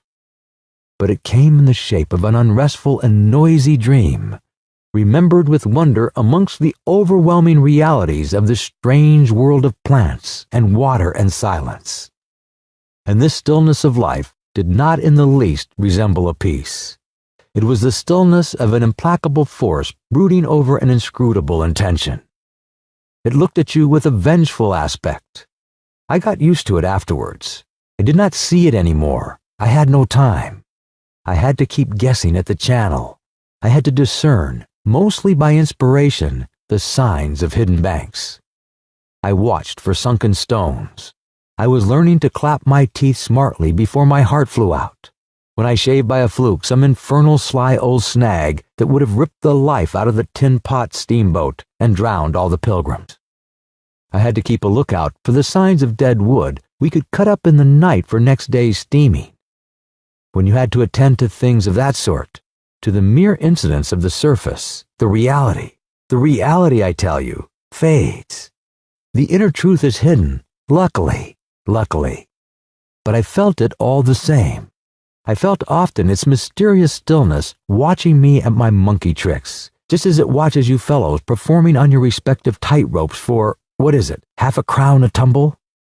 Try to be civil, Marlowe, growled a voice, and I knew there was at least one listener awake besides myself. I beg your pardon. I forgot the heartache which makes up the rest of the price. And indeed, what does the price matter if the trick be well done? You do your tricks very well, and I didn't do badly either, since I managed not to sink that steamboat on my first trip. It's a wonder to me yet. Imagine a blindfolded man set to drive a van over a bad road. I sweated and shivered over that business considerably, I can tell you. After all, for a seaman, to scrape the bottom of the thing that's supposed to float all the time under his care is the unpardonable sin. No one may know of it, but you never forget the thump, huh? A blow on the very heart. You remember it. You dream of it. You wake up at night and think of it, years after, and go hot and cold all over. I don't pretend to say that steamboat floated all the time. More than once she had to wade for a bit, with 20 cannibals splashing around and pushing. We had enlisted some of these chaps on the way for a crew. Fine fellows, cannibals, in their place. They were men one could work with, and I'm grateful to them. And after all, they did not eat each other before my face. They had brought along a provision of hippo meat which went rotten, and made the mystery of the wilderness stink in my nostrils. Pooh, I can sniff it now. I had the manager on board and 3 or 4 pilgrims with their staves, all complete.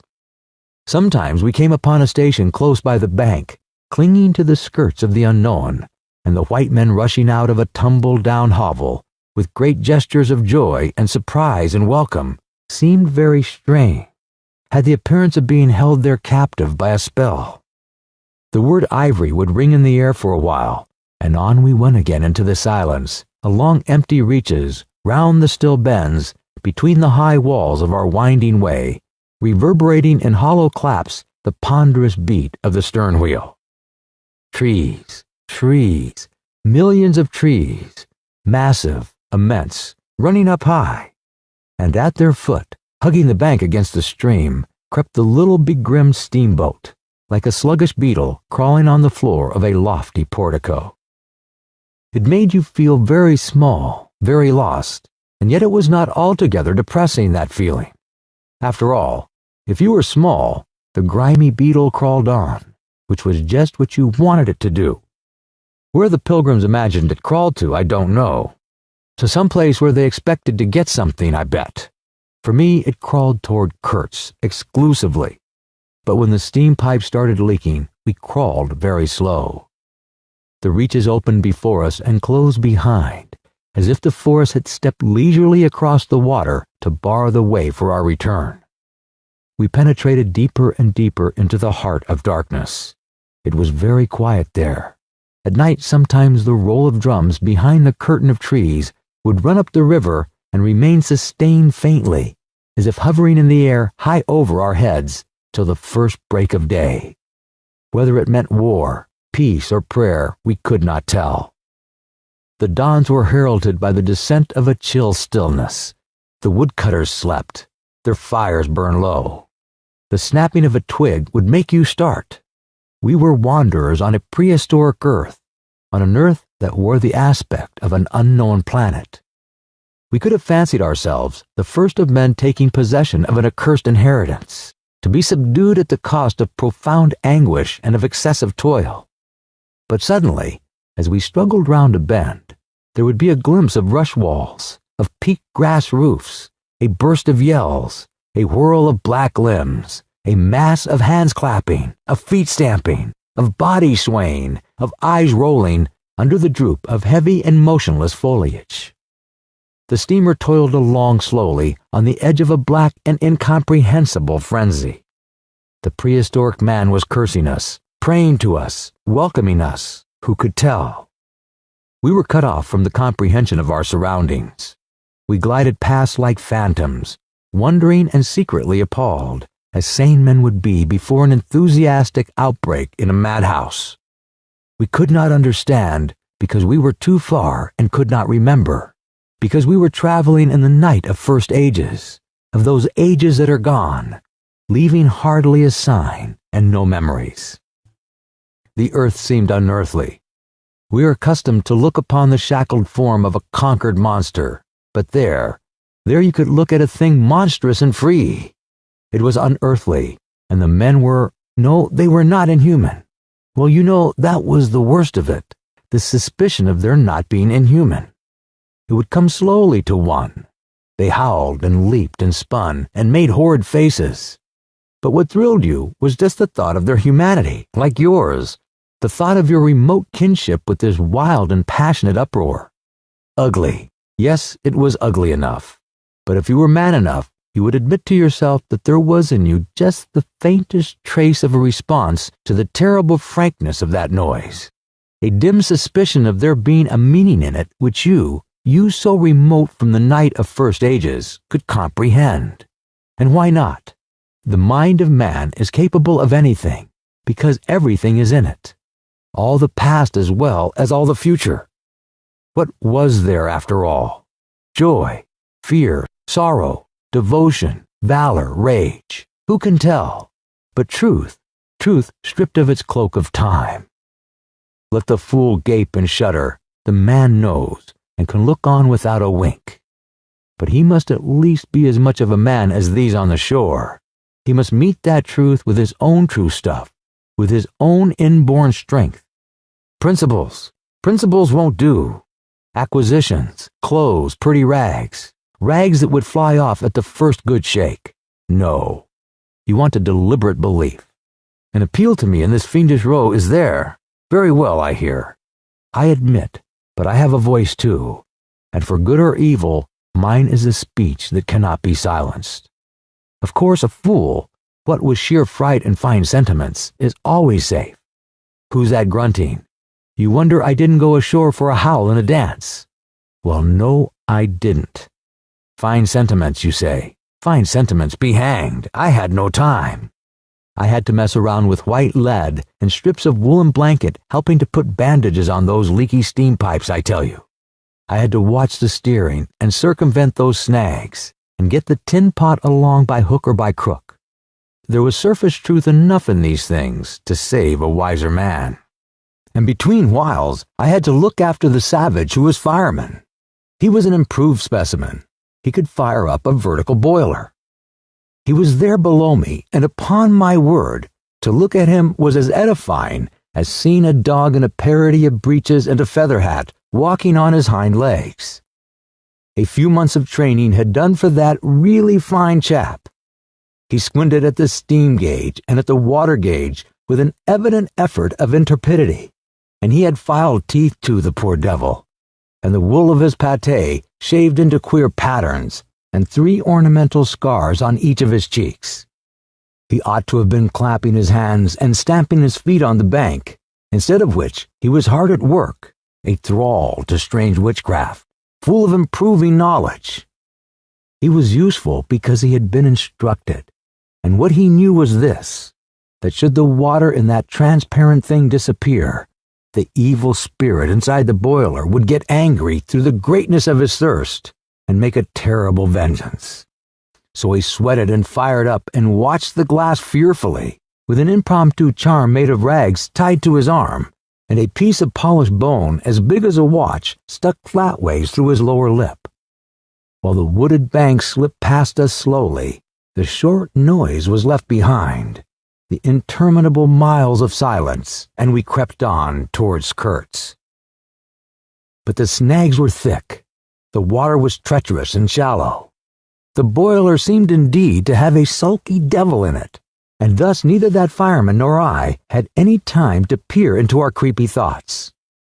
Some 50 miles below the inner station, we came upon a hut of reeds, an inclined and melancholy pole, with the unrecognizable tatters of what had been a flag of some sort flying from it, and a neatly stacked woodpile. This was unexpected. We came to the bank, and on the stack of firewood found a flat piece of board with some faded pencil writing on it. When deciphered, it said, "Wood for you, hurry up, approach cautiously." There was a signature, but it was illegible, not Kurtz, a much longer word. Hurry up. Where? Up the river. Approach cautiously. We had not done so. But the warning could not have been meant for the place where it could be only found after approach. Something was wrong above. But what and how much? That was the question. We commented adversely upon the imbecility of that telegraphic style. The bush around said nothing, and would not let us look very far either. A torn curtain of red twill hung in the doorway of the hut, and flapped sadly in our faces. The dwelling was dismantled, but we could see a white man had lived there not very long ago. There remained a rude table, a plank on 2 posts. A heap of rubbish reposed in a dark corner, and by the door I picked up a book. It had lost its covers, and the pages had been thumbed into a state of extremely dirty softness, but the back had been lovingly stitched afresh with white cotton thread, which looked clean yet. It was an extraordinary find. Its title was An Inquiry into Some Points of Seamanship by a man Towson, some such name, Master in His Majesty's Navy. The matter looked dreary reading enough, with illustrative diagrams and repulsive tables of figures, and the copy was 60 years old. I handled this amazing antiquity with the greatest possible tenderness. Within, Towson or Towser was inquiring earnestly into the breaking strain of ships' chains and tackle and other such matters. Not a very enthralling book, but at the first glance you could see there a singleness of intention, an honest concern for the right way of going to work, which made these humble pages, thought out so many years ago, luminous with another than a professional light. The simple old sailor, with his talk of chains and purchases, made me forget the jungle and the pilgrims in a delicious sensation of having come upon something unmistakably real. Such a book being there was wonderful enough, but still more astounding were the notes penciled in the margin and plainly referring to the text. I couldn't believe my eyes. They were in cipher. Yes, it looked like cipher. Fancy a man lugging with him a book of that description into this nowhere and studying it, and making notes, in cipher at that. It was an extravagant mystery. I had been dimly aware for some time of a whirring noise, and when I lifted my eyes, I saw the woodpile was gone, and the manager, aided by all the pilgrims, was shouting at me from the riverside.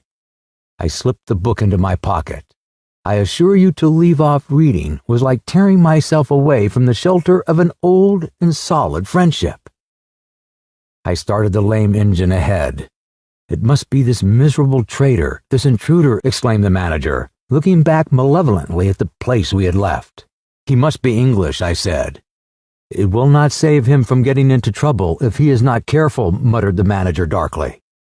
I observed with assumed innocence that no man was safe from trouble in this world.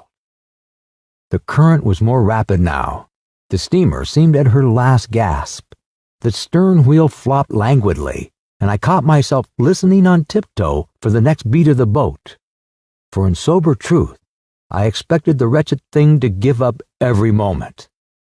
It was like watching the last flickers of a life, but still we crawled.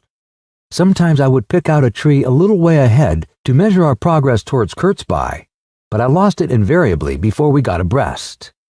To keep the eyes so long on one thing was too much for human patience. The manager displayed a beautiful resignation. I fretted and fumed, and took to arguing with myself whether or no I would talk openly with Kurtz. But before I could come to any conclusion, it occurred to me that my speech or my silence, indeed any action of mine, would be a mere futility. What did it matter what anyone knew or ignored? What did it matter who was manager? One gets sometimes such a flash of insight. The essentials of this affair lay deep under the surface, beyond my reach, and beyond my power of meddling. Towards the evening of the second day, we judged ourselves about 8 miles from Kurtz's station. I wanted to push on, but the manager looked grave, and he told me the navigation up there was so dangerous that it would be advisable, the sun being very low already, to wait where we were till next morning. Moreover, he pointed out that if the warning to approach cautiously were to be followed, we must approach in daylight, not at dusk or in the dark. This was sensible enough. 8 miles meant nearly 3 hours steaming for us, and I could also see suspicious ripples at the upper end of the reach. Nevertheless, I was annoyed beyond expression at the delay, and most unreasonably too, since one night more could not matter much after so many months. As we had plenty of wood and caution was the word, I brought up in the middle of the stream. The reach was narrow, straight, with high sides like a railway cutting. The dusk came gliding into it long before the sun had set. The current ran smooth and swift, but a dumb immobility sat on the banks. The living trees, lashed together by the creepers and every living bush of the undergrowth, might have been changed into stone, even to the slenderest twig, to the lightest leaf. It was not sleep. It seemed unnatural, like a state of trance.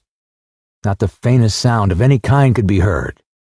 You looked on amazed, and began to suspect yourself of being deaf. Then the night came suddenly, and struck you blind as well. After 3 a.m, some large fish leaped, and the loud splash made me jump as though a gun had been fired. When the sun rose, there was a white fog, very warm and clammy, and more blinding than the night. It did not shift or drive. It was just there, standing all round you like something solid. At 8 or 9 perhaps, it lifted as a shutter lifts. We had a glimpse of the towering multitude of trees, of the immense matted jungle, with the blaring little ball of the sun hanging over it, all perfectly still. And then the white shutter came down again, smoothly, as if sliding in grease grooves. I ordered the chain, which we had begun to heave in, to be paid out again. Before it stopped running with a muffled rattle, a cry, a very loud cry, as of infinite desolation, soared slowly in the opaque air. It ceased. A complaining clamor, modulated in savage discords, filled our ears. The sheer unexpectedness of it made my hair stir under my cap. I don't know how it struck the others. To me, it seemed as though the mist itself had screamed so suddenly, and apparently from all sides at once, did this tumultuous and mournful uproar arise. It culminated in a hurried outbreak of almost intolerably excessive shrieking, which stopped short, leaving us stiffened in a variety of silly attitudes, and obstinately listening to the nearly as appalling and excessive silence. "Good God! What is the meaning?" stammered at my elbow one of the pilgrims, a little fat man with sandy hair and red whiskers, who wore side-spring boots and pink pajamas tucked into his socks. Two others remained open-mouthed a whole minute, then dashed into the little cabin to rush out incontinently and stand darting scared glances with Winchesters at ready in their hands. What we could see was just the steamer we were on, her outlines blurred as though she had been on the point of dissolving, and a misty strip of water, perhaps 2 feet broad, around her, and that was all. The rest of the world was nowhere, as far as our eyes and ears were concerned. Just nowhere. Gone, disappeared, swept off without leaving a whisper or a shadow behind. I went forward and ordered the chain to be hauled in short, so as to ready to trip the anchor and move the steamboat at once if necessary. "Will they attack?" whispered an odd voice. "Will we all be butchered in this fog?" murmured another. The faces twitched with the strain, the hands trembled slightly, the eyes forgot to wink. It was very curious to see the contrast of expressions of the white men and of the black fellows of our crew, who were as much strangers to that part of the river as we, though their homes were only 800 miles away. The whites, of course greatly discomposed, had besides a curious look of being painfully shocked by such an outrageous row. The others had an alert, naturally interested expression, but their faces were essentially quiet, even those of the one or two who grinned as they hauled at the chain. Several exchanged short, grunting phrases, which seemed to settle the matter to their satisfaction. The end of Part 4. Please continue to Part 5. Published by thoughtaudio.com. Segment 5. Published by thoughtaudio.com. Their headman, a young, broad-chested black, severely draped in dark blue fringed cloths, with fierce nostrils and his hair all done up artfully in oily ringlets, stood near me. "Aha," I said, just for good fellowship's sake. "Catch him," he snapped, with a bloodshot widening of his eyes and a flash of sharp teeth. "Catch him! Give him to us!" "To you, huh?" I asked. "What would you do with them?" "Eat 'em," he said curtly, and leaning his elbow on the rail, looked out into the fog in a dignified and profoundly pensive attitude. I would no doubt have been properly horrified, but it had not occurred to me that he and his chaps must be very hungry, that they must have been growing increasingly hungry for at least this month past. They had been engaged for 6 months. I don't think a single one of them had any clear idea of time, as we at the end of countless ages have. They still belonged to the beginnings of time, had no inherited experience to teach them as it were. And of course, as long as there was a piece of paper written over in accordance with some farcical law or other, made down the river, it didn't enter anybody's head to trouble how they would live. Certainly, they had brought with them some rotten hippo meat, which couldn't have lasted very long anyway, even if the pilgrims hadn't, in the midst of a shocking hullabaloo, thrown a considerable quantity of it overboard. It looked like a high-handed proceeding, but it was really a case of legitimate self-defense. You can't breathe dead hippo, waking, sleeping, and eating, and at the same time keep your precarious grip on existence. Besides that, they had given them every week 3 pieces of brass wire, each about 9 inches long, and the theory was they were to buy their provisions with that currency in riverside villages. You can see how that worked. There were either no villages, or the people were hostile, or the director, who like the rest of us, fed out of tins, with an occasional old he-go thrown in, didn't want to stop the steamer for some more or less recondite reason. So unless they swallowed the wire itself, or made loops of it to snare the fishes with, I don't see what good their extravagant salary could be to them. I must say it was paid with a regularity worthy of a large and honorable trading company. For the rest, the only thing to eat, though it didn't look edible in the least, I saw in their possession, was a few lumps of some stuff like half-cooked dough of a dirty lavender color they kept wrapped in leaves, and now and then swallowed a piece of it, but so small that it seemed done more for the looks of the thing than for any serious purpose of sustenance. Why in the name of all the gnawing devils of hunger they didn't go for us? There were 30 to 5, and have a good tuck-in for once, amazes me now when I think of it.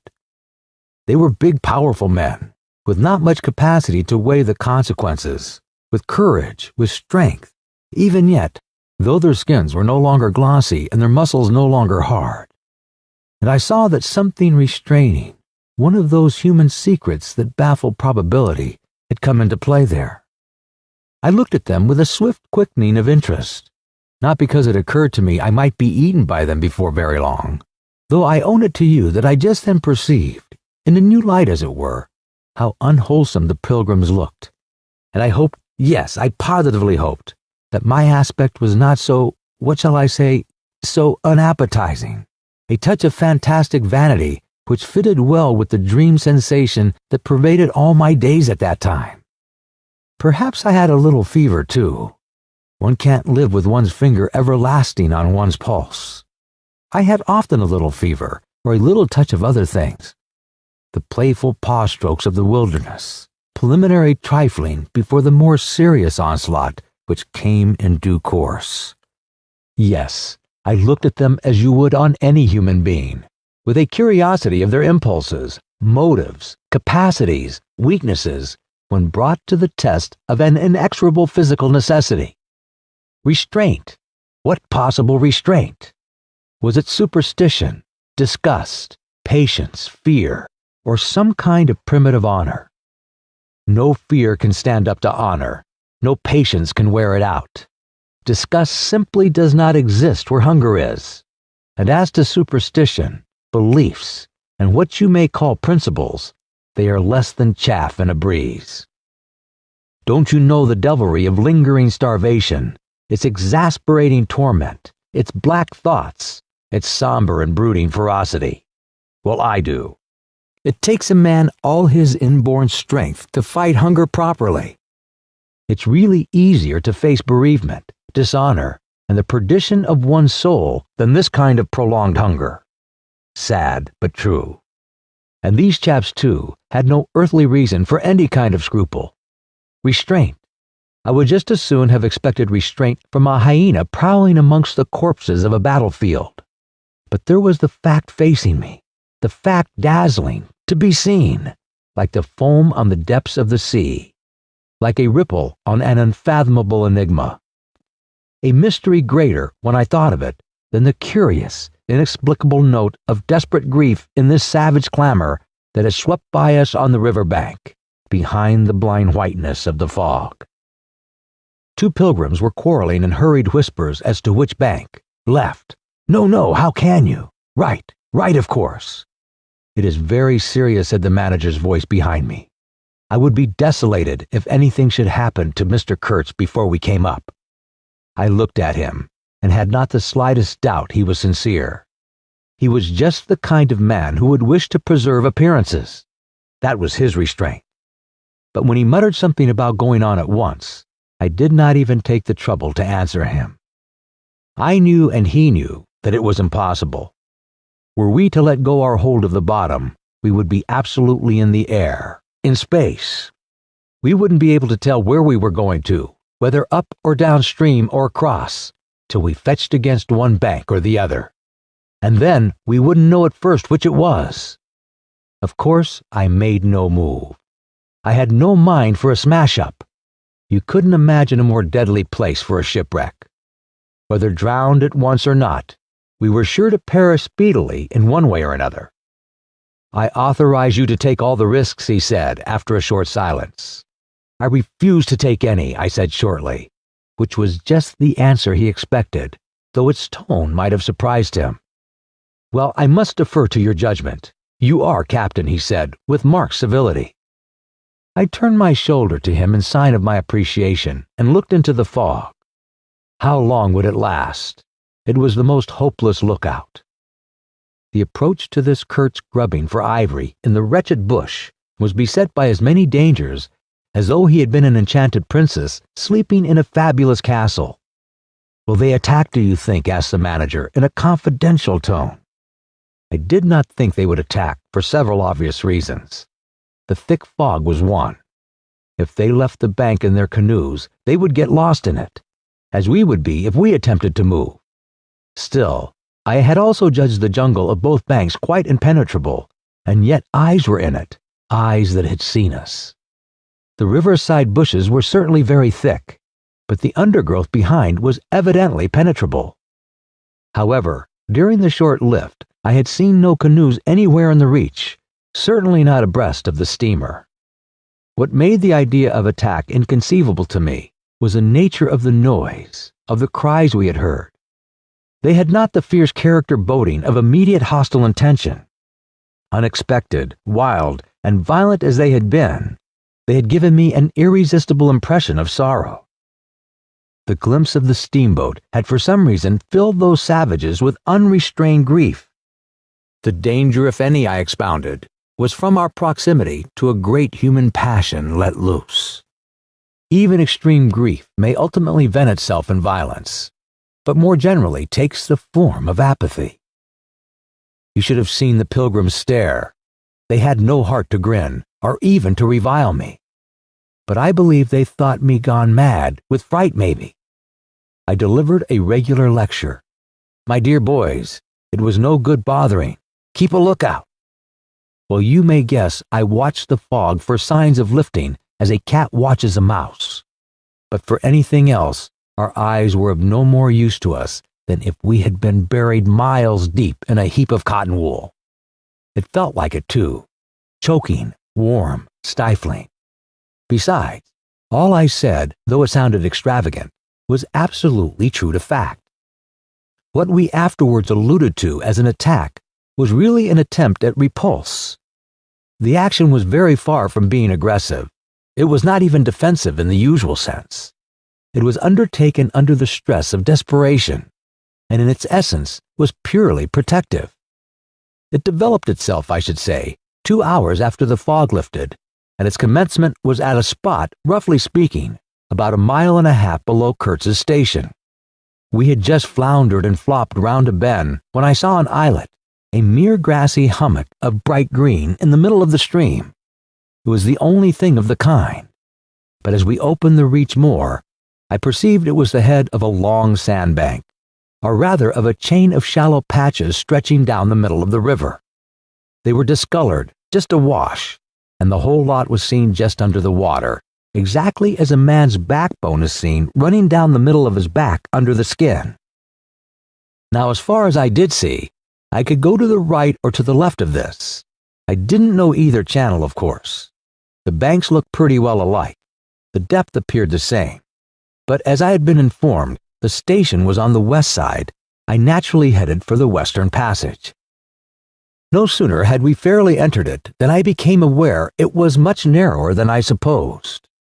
To the left of us, there was the long, uninterrupted shoal, and to the right a high, steep bank heavily overgrown with bushes. Above the bush, the trees stood in serried ranks. The twigs overhung the current thickly, and from distance to distance, a large limb of some tree projected rigidly over the stream. It was then well on in the afternoon. The face of the forest was gloomy, and a broad strip of shadow had already fallen on the water. In this shadow we steamed up, very slowly, as you may imagine. I sheered her well inshore, the water being deepest near the bank, as the sounding pole informed me. One of my hungry and forbearing friends was sounding in the bows just below me. This steamship was exactly like a deck scow. On the deck, there were 2 little teakwood houses with doors and windows. The boiler was in the forend, and the machinery right astern. Over the whole, there was a light roof, supported on stanchions. The funnel projected through that roof, and in front of the funnel, a small cabin built of light planks served for a pilot house. It contained a couch, 2 camp stools, a loaded Martini Henry leaning in one corner, a tiny table, and the steering wheel. It had a wide door in front and a broad shutter at each side. All these were always thrown open, of course. I spent my days perched up there on the extreme fore end of that roof before the door. At night I slept, or tried to, on the couch. An athletic black belonging to some coast tribe and educated by my poor predecessor was the helmsman. He sported a pair of brass earrings, wore a blue cloth wrapper from the waist to the ankles, and thought all the world of himself. He was the most unstable kind of fool I had ever seen. He steered with no end of a swagger while you were by, but if he lost sight of you, he became instantly the prey of an abject funk and would let that cripple of a steamboat get the upper hand of him in a minute. I was looking down at the sounding pole and feeling much annoyed to see at each try a little more of it stick out of that river, when I saw my poleman give up the business suddenly and stretch himself flat on the deck without even taking the trouble to haul his pole in. He kept hold on it, though, and it trailed in the water. At the same time, the fireman, whom I could also see below me, sat down abruptly before his furnace and ducked his head. I was amazed. Then I had to look at the river mighty quick, because there was a snag in the fairway. Sticks, little sticks, were flying about, thick. They were whizzing before my nose, dropping below me, striking behind me against my pilot house. All this time the river, the shore, the woods were very quiet, perfectly quiet. I could only hear the heavy splashing thump of the stern wheel and the patter of these things. We cleared the snag clumsily. Arrows, by Jove! We were being shot at. I stepped in quickly to close the shutter on the land side. That fool helmsman, his hands on the spokes, was lifting his knees high, stamping his feet, champing his mouth like a reined-in horse. Confound him! And we were staggering within 10 feet of the bank. I had to lean right out to swing the heavy shutter, and I saw a face amongst the leaves on the level with my own, looking at me very fierce and steady.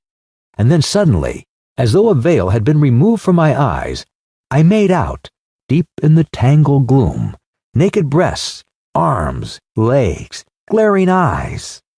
The bush was swarming with human limbs in movement, glistening of bronze color. The twigs shook, swayed, and rustled. The arrows flew out of them, and then the shutter came to. "Steer her straight," I said to the helmsman. He held his head rigid, face forward, but his eyes rolled. He kept on lifting and setting down his feet gently. His mouth foamed a little. "Keep quiet," I said in a fury. I might just as well have ordered a tree not to sway in the wind. I darted out. Below me, there was a great scuffle of feet on the iron deck. Confused exclamations. A voice screamed, "Can you turn back?" I caught shape of a V-shaped ripple of the water ahead. What, another snag! A fusillade burst out under my feet. The pilgrims had opened up with their Winchesters and were simply squirting lead into that bush. A deuce of a lot of smoke came up and drove slowly forward. I swore at it. Now I couldn't see the ripple or the snag either. I stood in the doorway peering, and the arrows came in swarms. They might have been poisoned, but they looked as though they wouldn't kill a cat. The bush began to howl. Our woodcutters raised a warlike whoop. The report of a rifle just at my back deafened me. I glanced over my shoulder, and the pilot house was yet full of noise and smoke when I made a dash at the wheel. The fool black had dropped everything to throw the shutter open and left off with that Martini Henry. He stood before the wide opening, glaring, and I yelled at him to come back while I straightened the sudden twist out of that steamboat. There was no room to turn, even if I had wanted to. The snag was somewhere very near ahead in that confounded smoke. There was no time to lose. So I just crowded her into the bank, right into the bank, where I knew the water was deep.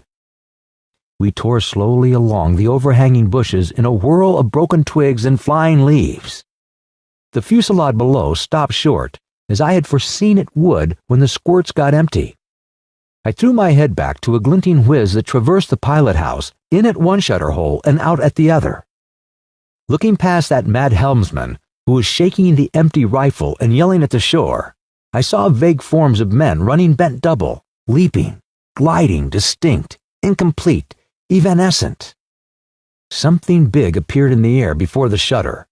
The rifle went overboard, and the men stepped back swiftly, looked at me over his shoulder in an extraordinary, profound, familiar manner, and fell upon my feet. The side of his head hit the wheel twice, and the end of what appeared a long cane clattered round and knocked over a little camp stool. It looked as though after wrenching that thing from somebody ashore, he had lost his balance in the effort. The thin smoke had blown away. We were clear of the snag, and looking ahead, I could see that in another 100 yards or so, I would be free to sheer off, away from the bank. But my feet felt so very warm and wet that I had to look down. The man had rolled on his back and stared straight up at me. Both his hands clutched that cane. It was the shaft of a spear that, either thrown or lunged through the opening, had caught him in the side, just below the ribs. The blade had gone in, out of sight.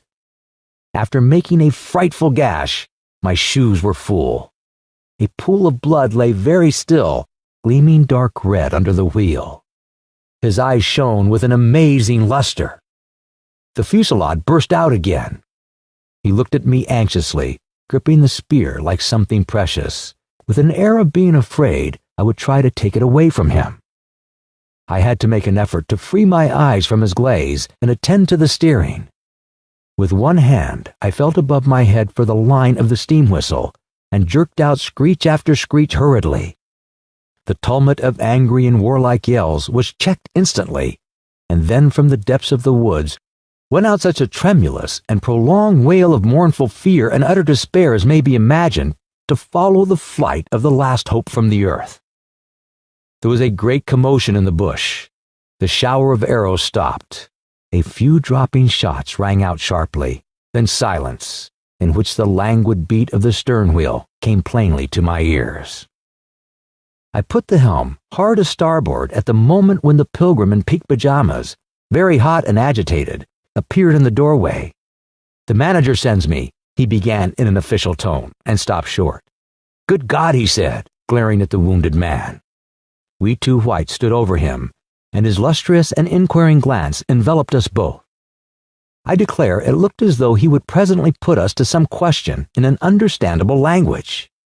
But he died without uttering a sound, without moving a limb, without twitching a muscle. Only in the very last moment, as though in response to some sign we could not see, to some whisper we could not hear, he frowned heavily, and that frown gave to his black death mask an inconceivable, somber, brooding, and menacing expression. The luster of inquiring glance faded swiftly into vacant glassiness. "Can you steer?" I asked the agent eagerly. He looked very dubious, but I made a grab at his arm, and he understood at once I meant him to steer whether or no. To tell you the truth, I was morbidly anxious to change my shoes and socks. "He is dead," murmured the fellow, immensely impressed. "No doubt about it," said I, tugging like mad at the shoelaces. "And by the way, I suppose Mr. Kurtz is dead as well by this time." For the moment, that was the dominant thought. There was a sense of extreme disappointment, as though I had found out I had been striving after something altogether without a substance. I couldn't have been more disgusted if I had traveled all this way for the sole purpose of talking with Mr. Kurtz. Talking with! I flung one shoe overboard, and became aware that that was exactly what I had been looking forward to, a talk with Kurtz.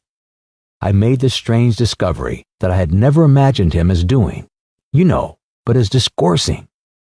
I didn't say to myself, "Now I will never see him," or "Now I will never shake him by the hand," but "Now I will never hear him." The man presented himself as a voice. Not, of course, that I did not connect him with some sort of action. Hadn't I been told in all the tones of jealousy and admiration that he had collected, bartered, swindled, or stolen more ivory than all the other agents together? That was not the point. The point was in his being a gifted creature, and that of all his gifts, the one that stood out preeminently, that carried with it a sense of real presence, was his ability to talk, his words, the gift of expression, the bewildering, the illuminating, the most exalted, and the most contemptible. The pulsating stream of light are the deceitful flow from the heart of an impenetrable darkness. The other shoe went flying onto the devil god of that river. I thought, by Jove, it's all over. We are too late. He has vanished. The gift has vanished. By means of some spear, arrow, or club. I will never hear that chap speak after all. And my sorrow had a startling extravagance of emotion, even such as I had noticed in the howling sorrow of these savages in the bush. I couldn't have felt more of a lonely desolation somehow, had I been robbed of a belief or had missed my destiny in life. Why do you sigh in this beastly way, somebody? Absurd. Well, absurd. Good Lord. Mustn't a man ever? Here, give me some tobacco. There was a pause of profound stillness. Then a match flared, and Marlowe's lean face appeared, worn, hollow, with downward folds and drooped eyelids, with an aspect of concentrated attention. And as he took vigorous draws at his pipe, it seemed to retreat in advance out of the night in the regular flicker of the tiny flame. The match went out. Absurd, he cried. This is the worst of trying to tell. Here you all are, each moored with two good addresses, like a hulk with two anchors, a butcher round one corner, a policeman round another, excellent appetites, and temperature normal. You hear, normal from year's end to year's end. And you say absurd. Absurd be exploded. Absurd. My dear boys, what can you expect from a man who out of sheer nervousness had just flung overboard a pair of new shoes? Now that I think of it, it is amazing I did not shed tears. I am, upon the whole, proud of my fortitude. I was cut to the quick at the idea of having lost the inestimable privilege of listening to the gifted Kurtz. Of course, I was wrong. The privilege was waiting for me. Oh yes, I heard more than enough. And I was right too. A voice. He was very little more than a voice. And I heard him, it, this voice, other voices. All of them were so little more than voices. And the memory of that time itself lingers around me, impalpable, like a drying vibration of one immense jabber, silly, atrocious, sordid, savage, or simply mean, without any kind of sense. Voices, voices, even the girl herself, now. He was silent for a long time. I laid the ghost of his gifts at last with a lie he began suddenly. Girl, what? Did I mention a girl? Oh, she is out of it, completely. They, the women I mean, are out of it, should be out of it. We must help them stay in that beautiful world of their own, lest ours gets worse. Oh, she had to be out of it. You should have heard the disinterred body of Mr. Kurtz saying, my intended. You would have perceived directly then how completely she was out of it. And the lofty frontal bone of Mr. Kurtz. They say the hair goes on growing sometimes, but this, specimen, was impressively bald. The wilderness had patted him on the head, and behold, it was like a ball, an ivory ball. It had caressed him, and lo, he had withered. It had taken him, loved him, embraced him, got into his veins, consumed his flesh, and sealed his soul to its own by the inconceivable ceremonies of some devilish initiation. He was its spoiled and pampered favorite. Ivory. Ivory? I should think so. Heaps of it. Stacks of it. The old mud shanty was bursting with it. You would think there was not a single tusk left either above or below the ground in the whole country. Mostly fossil, the manager had remarked disparagingly. It was no more fossil than I am, but they call it fossil when it is dug up. It appears these blacks do bury the tusks sometimes, but evidently they couldn't bury this parcel deep enough to save the gifted Mr. Kurtz from his fate. We filled the steamboat with it and had to pile a lot on the deck. Thus he could see and enjoy as long as he could see, because the appreciation of this favor had remained with him to the last. You should have heard him say, my ivory. Oh yes, I heard him. My intended, my ivory, my station, my river, my... everything belonged to him. It made me hold my breath in expectation of hearing the wilderness burst into a prodigious peal of laughter that would shake the fixed stars in their places. Everything belonged to him, but that was a trifle. The thing was to know what he belonged to. How many powers of darkness claimed him for their own? That was the reflection that made you creepy all over. It was impossible. It was not good for one either, trying to imagine. He had taken a high seat amongst the devils of the land. I mean, literally. You can't understand. How could you? With solid pavement under your feet, surrounded by kind neighbors, ready to cheer you or to fall on you, stepping delicately between the butcher and the policeman, in the holy terror of scandal and gallows and lunatic asylums. How can you imagine what particular region of the first ages a man's untrampled feet may take him into by the way of solitude? Utter solitude without a policeman. By the way of silence, utter silence, where no warning voice of a kind neighbor can be heard whispering of public opinion. These little things make all the great difference. When they are gone, you must fall back upon your own innate strength, upon your own capacity for faithfulness. Of course, you may be too much of a fool to go wrong, too dull even to know you are being assaulted by the powers of darkness. I take it, no fool ever made a bargain for his soul with the devil. The fool is too much of a fool, or the devil too much of a devil. I don't know which. Or you may be such a thunderingly exalted creature as to be altogether deaf and blind to anything but heavenly sights and sounds. Then the earth for you is only a standing place, and whether to be like this is your loss or gain, I won't pretend to say.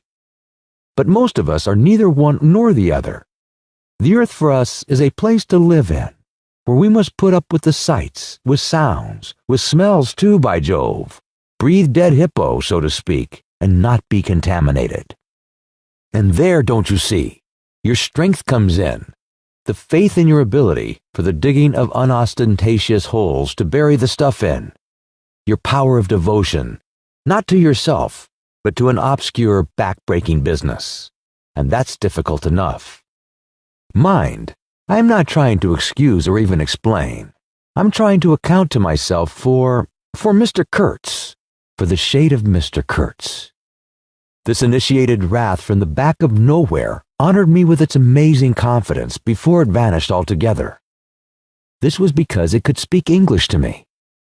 The original Kurtz had been educated partly in England, and as he was good enough to say to himself, his sympathies were in the right place. His mother was half English, his father was half French. All Europe contributed to the making of Kurtz. And by I learned that, most appropriately, the International Society for the Suppression of Savage Customs had entrusted him with the making of a report for its future guidance. And he had written it too. I've seen it. I've read it. It was eloquent, vibrating with eloquence, but too high-strung, I think. 17 pages of close writing he had found time for. But this must have been before his, let us say, nerves went wrong, and caused him to preside at certain midnight dances ending with unspeakable rites, which, as far as I reluctantly gathered from what I heard at various times, were offered up to him, do you understand, to Mr. Kurtz himself. But it was a beautiful piece of writing. The opening paragraph, however, in the light of latter information, strikes me now as ominous. He began with the argument that we whites, from the point of development we had arrived at, must necessarily appear to them savages in the nature of supernatural beings. We approach them with the might as of a deity, and so on, and so on. By the simple exercise of our will, we can exert a power for good practically unbounded, etc., etc. From that point he soared and took me with him. The peroration was magnificent, though difficult to remember, you know. It gave me the notion of an exotic immensity ruled by an august benevolence. It made me tingle with enthusiasm. This was the unbounded power of eloquence, of words, of burning noble words. There was no practical hints to interrupt the magic current of phrases, unless a kind of note at the foot of the last page, scrawled evidently much later, in an unsteady hand, may be regarded as the exposition of a method. It was very simple, and at the end of that moving appeal to every altruistic sentiment, It blazed at you, luminous and terrifying, like a flash of lightning in a serene sky. Exterminate all the brutes. The curious part was that he had apparently forgotten all about that valuable postscriptum, because later on, when he in a sense came to himself, he repeatedly entreated me to take care of my pamphlet, he called it, as it was sure to have in the future a good influence upon his career. I had full information about all these things, and besides, as it turned out, I was to have the care of his memory. I've done enough for it to give me the indisputable right to lay it, if I choose, for an everlasting rest in the dustbin of progress, amongst all the sweepings, and figuratively speaking, all the dead cats of civilization. But then you see, I can't choose. He won't be forgotten. Whatever he was not common. He had the power to charm or frighten rudimentary souls into an aggravated witch dance in his honor. He could also fill the small souls of the pilgrims with bitter misgivings. He had one devoted friend at least, and he had conquered one soul in the world that was neither rudimentary nor tainted with self-seeking. No, I can't forget him, though I am not prepared to affirm the fellow was exactly worth the life we lost in getting to him. I miss my late helmsman awfully. I missed him even while his body was still lying in the pilot house. Perhaps you will think it passing strange, this regret for a savage who was no more account than a grain of sand in a black Sahara. Well, don't you see, he had done something. He had steered.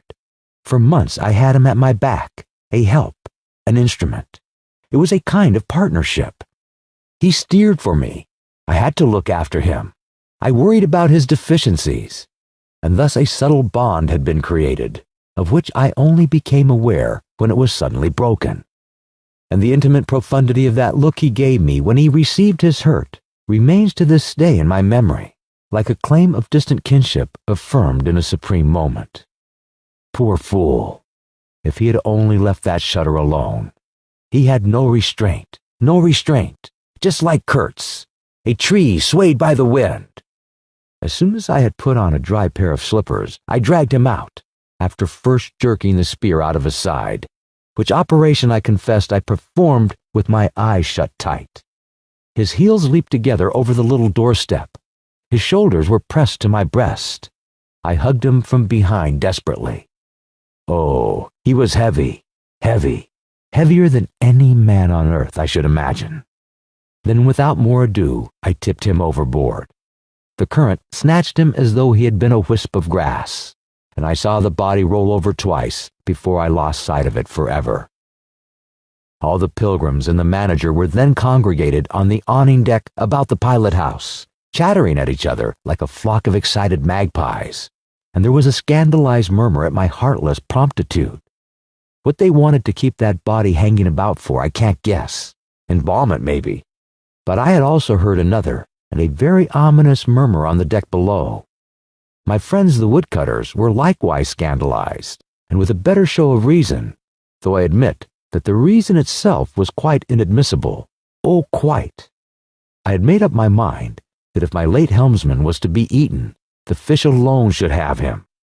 He had been a very second-rate helmsman while alive, but now he was dead, he might have become a first-class temptation, and possibly caused some startling trouble.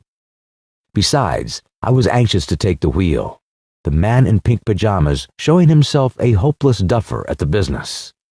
This I did directly. The simple funeral was over. We were going half speed, keeping right in the middle of the stream, and I listened to the talk about me. They had given up Kurtz. They had given up the station. Kurtz was dead, and the station had been burnt, and so on and so on. The red-haired pilgrim was beside himself with the thought at least this poor Kurtz had been properly revenged. Say, we must have made a glorious slaughter of them in the bush, huh? What do you think? Say!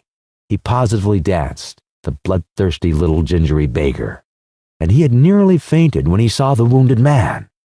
I could not help saying, "You made a glorious lot of smoke anyhow." I had seen, from the way the tops of the bushes rustled and flew, that almost all the shots had gone too high. You can't hit anything unless you take aim and fire from the shoulder. But these chaps fired from the hip with their eyes shut. The retreat, I maintained, and I was right, was caused by the screeching of the steam whistle. Upon this, they forgot Kurtz and began to howl at me with indignant protests. The manager stood by the wheel, murmuring confidently about the necessity of getting well away down the river before dark at all events. When I saw in the distance a clearing on the riverside and the outlines of some sort of building. "What's this?" I asked. He clapped his hands in wonder. "The station," he cried. I edged in at once, still going half speed. Through my glasses, I saw the slope of a hill interspersed with rare trees and perfectly free from undergrowth. A long decaying building on the summit was half buried in the high grass. The large holes in the peak roof gaped back from afar. The jungle and the woods made a background. There was no enclosure or fence of any kind, but there had been one apparently, for near the house, half a dozen slim posts remained in a row, roughly trimmed, and with their upper ends ornamented with round carved balls. The rails, or whatever there had been between, had disappeared. Of course, the forest surrounded all that. The riverbank was clear, and on the water side, I saw a white man under a hat like a cartwheel beckoning persistently with his whole arm. Examining the edge of the forest above and below, I was almost certain I could see movements, human forms gliding here and there. I steamed past prudently, then stopped the engines and let her drift down. The man on the shore began to shout, urging us to land. "We have been attacked," screamed the manager. I know, it's all right," yelled back the other, as cheerful as you please. "Come along, it's all right. I am glad." His aspect reminded me of something I had seen, something funny I had seen somewhere. As I maneuvered to get alongside, I was asking myself, what does this fellow look like? Suddenly, I got it. He looked like a harlequin. His clothes had been made of some stuff that was browned holland probably, but it was covered with patches all over, with bright patches, blue, red, and yellow. Patches on the back, patches on front, patches on elbows, on knees. Colored binding round his jacket, scarlet edging at the bottom of his trousers, and the sunshine made him look extremely gay and wonderfully neat withal, because you could see how beautifully all this patching had been done. A beardless, boyish face, very fair, no features to speak of, nose peeling, little blue eyes, smiles and frowns chasing each other over that open countenance like sunshine and shadow on a windswept plain. "Look out, Captain," he cried. "There's a snag lodged in here last night." "What, another snag?" I confess, I swore shamefully. I had nearly holed my cripple to finish off that charming trip. The harlequin on the bank turned his little pug nose up to me. "You English?" he asked, all smiles. "Are you?" I shouted from the wheel. The smiles vanished, and he shook his head as if sorry for my disappointment. Then he brightened up. "Never mind," he cried encouragingly. "Are we in time?" I asked. "He is up there," he replied, with a toss of the head up the hill, and becoming gloomy all of a sudden. His face was like the autumn sky, overcast one moment and bright the next. When the manager, escorted by the pilgrims, all of them armed to the teeth, had gone to the house, this chap came on board. "I say, I don't like this. These natives are in the bush," I said. He assured me earnestly it was all right. "They are simple people," he added. "Well, I'm glad you came. It took me all my time to keep them off." "But you said it was all right," I cried. "Oh, they meant no harm," he said. And as I stared, he corrected himself. "Not exactly." Then vivaciously, "My faith, your pilot house wants a cleanup." In the next breath, he advised me to keep enough steam on the boiler to blow the whistle in case of any trouble. "One good screech will do more for you than all your rifles." "They are simple people," he repeated. He rattled away at such a rate, he quite overwhelmed me. He seemed to be trying to make up for lots of silence, and actually hinted, laughing, that such was the case. "Don't you talk with Mr. Kurtz," I said. "You don't talk with that man. You listen to him," he exclaimed with severe exultation. "But now," he waved his arm, and in the twinkling of an eye was in the uttermost depths of despondency. In a moment, he came up again with a jump, possessed himself of both my hands, shook them continuously while he gabbled. "Brother sailor, honor, pleasure, delight, introduce myself, Russian, son of an archpriest, governor of Tambov. What? Tobacco! English tobacco! The excellent English tobacco! Now that's brotherly. Smoke? Where's a sailor that does not smoke? The pipe smoothed him, and gradually I made out he had run away from school and had gone to sea in a Russian ship, ran away again, served some time in English ships, was now reconciled with the archpriest. He made a point of that. But when one is young, one must see things, gather experience, ideas, enlarge the mind. Here, I interrupted, you can never tell. Here I have met Mr. Kurtz, he said, youthfully solemn and reproachful. I held my tongue after that. It appears that he had persuaded a Dutch trading house on the coast to fit him out with stores and goods, and had started for the interior with a light heart, and no more idea of what would happen to him than a baby. He had been wandering about that river for nearly 2 years alone, cut off from everybody and everything. I'm not so young as I look. I am 25, he said.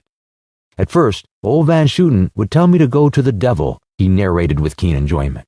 But I stuck to him, and talked, till at last he got afraid I would talk the hind leg off his favorite dog. So he gave me some cheap things and a few guns, and told me he hoped he would never see my face again. Good old Dutchman, Van Schooten. I've sent him one small lot of ivory a year ago, so that he can't call me a little thief when I get back. I hope he got it. And for the rest, I don't care. I had some wood stacked for you. That was my old house, did you see? I gave him Towson's book. He made as though he would kiss me, but restrained himself. The only book I had left, and I thought I had lost it, he said, looking at it ecstatically. So many accidents happen to a man going about alone, you know. Canoes get upset sometimes, and sometimes you got to clear out so quick when people get angry. He thumbed the pages. You made notes in Russian, I asked. He nodded. I thought they were written in cipher, I said. He laughed, then became serious. I had lots of trouble to keep those people off, he said. Did they want to kill you, I asked. Oh no, he cried, and checked himself. Why did they attack us, I pursued. He hesitated, then said shamefacedly, they don't want him to go. Don't they, I said curiously. He nodded a nod full of mystery and wisdom. I tell you, he cried, this man has enlarged my mind. He opened his arms wide, staring at me with his little blue eyes that were perfectly round. The end of Part 5. Please continue to Part 6. Published by thoughtaudio.com. Segment 6. Published by thoughtaudio.com. Chapter 3. I looked at him, lost in astonishment. There he was before me, in motley, as though he had absconded from a troop of mines, enthusiastic, fabulous. His very existence was improbable, inexplicable, and altogether bewildering. He was an insoluble problem. It was inconceivable how he had existed, how he had succeeded in getting so far, how he had managed to remain, why he did not instantly disappear. I went a little farther, he said, then still a little farther, till I had gone so far that I don't know how I'll ever get back. Never mind, plenty of time. I can manage. You take Kurtz away quick, quick, I tell you. The glamour of youth enveloped his party-colored rags, his destitution, his loneliness, the essential dissolution of his futile wanderings. For months, for years, his life hadn't been worth a day's purchase. And there he was, gallantly, thoughtlessly alive, to all appearance indestructible, solely by the virtue of his few years and of his unreflecting audacity. I was seduced into something like admiration, like envy. Glamour urged him on. Glamour kept him unscathed. He surely wanted nothing from the wilderness but space to breathe in and to push on through. His need was to exist, and to move onwards at the greatest possible risk and with a maximum of privation. If the absolutely pure, uncalculating, unpractical spirit of adventure had ever ruled a human being, it ruled this bepatched youth. I always envied him the possession of this modest and clear flame. It seemed to have consumed all thought of self so completely that even while he was talking to you, you forgot that it was he. the man before your eyes who had gone through these things. I did not envy him his devotion to Kurtz, though. He had not meditated over it. It came to him, and he accepted it with a sort of eager fatalism. I must say, to me, it appeared about the most dangerous thing in every way he had come upon so far. They had come together unavoidably, like two ships becalmed near each other, and lay rubbing sides at last. I suppose Kurtz wanted an audience, because on a certain occasion, when encamped in the forest, they talked all night. Or more probably, Kurtz had talked. We talked of everything, he said, quite transported at the recollection. I forgot there was such a thing as sleep. The night did not seem to last an hour. Everything. Of love, too. Ah, he talked to you of love, I said, much amused. It wasn't what you think, he cried, almost passionately. It was in general. He made me see things. He threw his arms up. We were on deck at the time, and the headman of my woodcutters, lounging nearby, turned upon him his heavy and glittering eyes. I looked around, and I don't know why, but I assure you that never before did this land, this river, this jungle, the very arch of this blazing sky, appear to me so hopeless and so dark, so impenetrable to human thought, so pitiless to human weakness. And ever since you have been with him, of course, I said. On the contrary. It appears their intercourse had been very much broken by various causes. He had, as he informed me proudly, managed to nurse Kurtz through 2 illnesses. He alluded to it as you would to some risky feat. But as a rule, Kurtz wandered alone, far in the depths of the forest. Very often coming to this station, I had to wait days and days before he would turn up, he said. Ah, it was worth waiting for, sometimes. What was he doing, exploring or what? I asked. Oh, yes, of course. He had discovered lots of villages, a lake too. He did not know exactly in what direction. It was dangerous to inquire too much, but mostly his expeditions had been for ivory. But he had no goods to trade with by that time, I objected. There's a good lot of cartridges left over yet, he answered, looking away. To speak plainly, he raided the country, I said. He nodded. Not alone, surely. He muttered something about the villages round the lake. Kurtz got the tribe to follow him, did he? I suggested. He fidgeted a little. They adored him, he said. The tone of these words was so extraordinary that I looked at him searchingly. It was curious to see his mingled eagerness and reluctance to speak of Kurtz. The man filled his life, occupied his thoughts, swayed his emotions. What can you expect, he burst out. He came to them with thunder and lightning, you know, and they had never seen anything like it, and very terrible. He could be very terrible. You can't judge Mr. Kurtz as you would an ordinary man. No. Now, just to give you an idea, I don't mind telling you. He wanted to shoot me too one day, but I don't judge him. Shoot you, I cried. What for? Well, I had a small lot of ivory the chief of the village near my house gave me. You see, I used to shoot game for them. Well, he wanted it and wouldn't hear reason. He declared he would shoot me unless I gave him the ivory, and then cleared out of the country, because he could do so and had a fancy for it. And there was nothing on earth to prevent him killing whom he jolly well pleased. And it was true, too. I gave him the ivory. What did I care? But I didn't clear out. No. I couldn't leave him. I had to be careful, of course, till we got friendly again for a time. He had a second illness then. Afterwards, I had to keep out of the way, but I didn't mind. He was living for the most part in those villages on the lake.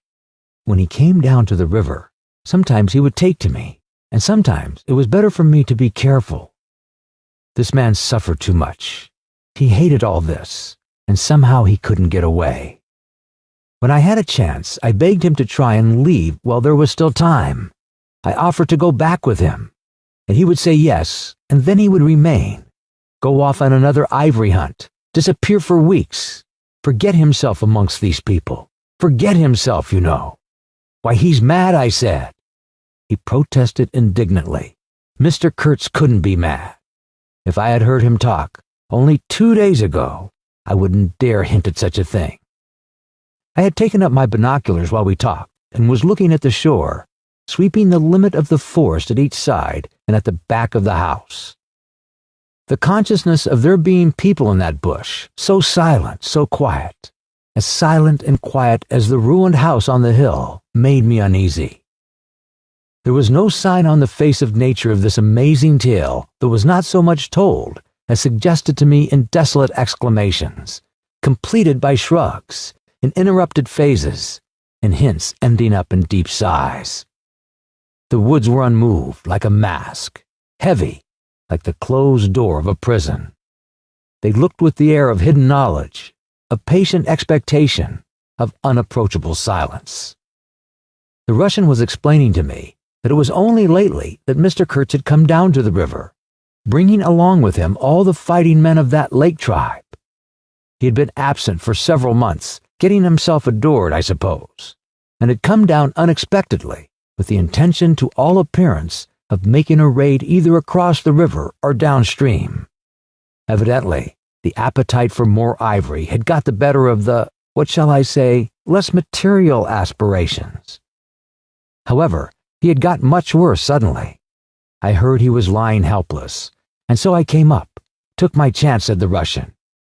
Oh, he is bad, very bad, I directed my glass to the house. There were no signs of life, but there was the ruined roof, the long mud wall peeping above the grass, with 3 little square window holes, no 2 of the same size. All this brought within the reach of my hand, as it were. And then I made a brisk movement, and one of the remaining posts of that vanished fence leaped up in the field of my glass. Remember, I told you I had struck at the distance by certain attempts at ornamentation, rather remarkable in the ruinous aspects of the place. Now I had suddenly a nearer view, and its first result was to make me throw my head back as if before a blow. Then I went carefully from post to post with my glass, and I saw my mistake. These round knobs were not ornamental but symbolic. They were expressive and puzzling, striking and disturbing, food for thought, and also for the vultures if there had been any looking down from the sky, but at all events for such ants as were industrious enough to ascend the pole. They would have been even more impressive, those heads on the stakes, if their faces had not been turned to the house. Only one, the first I had made out, was facing my way. I was not so shocked as you may think. The start back I had given was really nothing but a movement of surprise. I had expected to see a knob of wood there, you know. I returned deliberately to the first I had seen, and there it was, black, dried, sunken, with closed eyelids, a head that seemed to sleep at the top of that pole, and with the shrunken dry lips showing a narrow white line of the teeth, was smiling too, smiling continuously at some endless and jocose dream of that eternal slumber. I am not disclosing any trade secrets. In fact, the manager said afterwards that Mr. Kurtz's methods had ruined the district. I have no opinion on that point, but I want you clearly to understand that there was nothing exactly profitable in these heads being there. They only showed that Mr. Kurtz lacked restraint in the gratification of his various lusts, that there was something wanting in him, some small matter which, when the pressing need arose, could not be found under his magnificent eloquence. Whether he knew of this deficiency himself, I can't say. I think the knowledge came to him at last, only at the very last. But the wilderness had found him out early, and had taken on him a terrible vengeance for the fantastic invasion. I think it had whispered to him things about himself which he did not know, things of which he had no conception till he took counsel with this great solitude, and the whisper had proved irresistibly fascinating. It echoed loudly within him because he was hollow at the core. I put down the glass, and the head that had appeared near enough to be spoken to seemed at once to have leaped away from me into inaccessible distance. The admirer of Mr. Kurtz was a bit crestfallen. In a hurried, indistinct voice, he began to assure me he had not dared to take these, say, symbols down. He was not afraid of the natives. They would not stir till Mr. Kurtz gave the word. His ascendancy was extraordinary. The camps of these people surrounded the place, and the chiefs came every day to see him. They would crawl. "I don't want to know anything of the ceremonies used when approaching Mr. Kurtz," I shouted. Curiously, this feeling that came over me that such details would be more intolerable than those heads drying on the stakes under Mr. Kurtz's windows. After all, that was only a savage sight, while I seemed at one bound to have been transported into some lightless region of subtle horrors, where pure, uncomplicated savagery was a positive relief, being something that had a right to exist, obviously, in the sunshine. The young man looked at me with surprise. I suppose it did not occur to him Mr. Kurtz was no idol of mine. He forgot I hadn't heard any of these splendid monologues on, what was it? On love, justice, conduct of life, or whatnot. If it had come to crawling before Mr. Kurtz, he crawled as much as the veriest savage of them all. I had no idea of the conditions, he said. These heads were the heads of rebels. I shocked him excessively by laughing. Rebels. What would be the next definition I was to hear? There had been enemies, criminals, workers, and these were rebels. Those rebellious heads looked very subdued to me on their sticks. "You don't know how such a life tries a man like Kurtz," cried Kurtz's last disciple. "Well, and you," I said. I am a simple man. I have no great thoughts. I want nothing from anybody. How can you compare me to—" His feelings were too much for speech, and suddenly he broke down. "I don't understand," he groaned. "I've been doing my best to keep him alive, and that's enough. I had no hand in all this. I have no abilities. There hasn't been a drop of medicine or a mouthful of invalid food for months here." He was shamefully abandoned. A man like this, with such ideas. Shamefully. I haven't slept for the last 10 nights. His voice lost itself in the calm of the evening. The long shadows of the forest had slipped downhill while we talked, had gone far beyond the ruined hovel, beyond the symbolic row of stakes.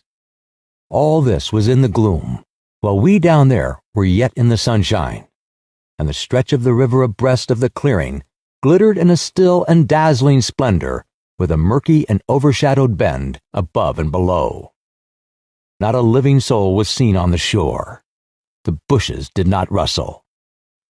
Suddenly, round the corner of the house, a group of men appeared, as though they had come up from the ground. They waded waist-deep in the grass, in a compact body, bearing an improvised stretcher in their midst. Instantly, in the emptiness of the landscape, a cry arose whose shrillness pierced the still air like a sharp arrow flying straight to the very heart of the land. And as if by enchantment, streams of human beings, of naked human beings, with spears in their hands, with bows, with shields, with wild glances and savage movements, were poured into the clearing by the dark face and pensive forests. The bushes shook, the grass swayed for a time, and then everything stood still in attentive immobility. "Now, if he does not say the right thing to them, we are all done for," said the Russian at my elbow. The knot of men with the stretcher had stopped too, halfway to the steamer, as if petrified. I saw the man on the stretcher sit up, lank and with an uplifted arm, above the shoulders of the bearers. Let us hope that the man who can talk so well of love in general will find some particular reason to spare us at this time, I said.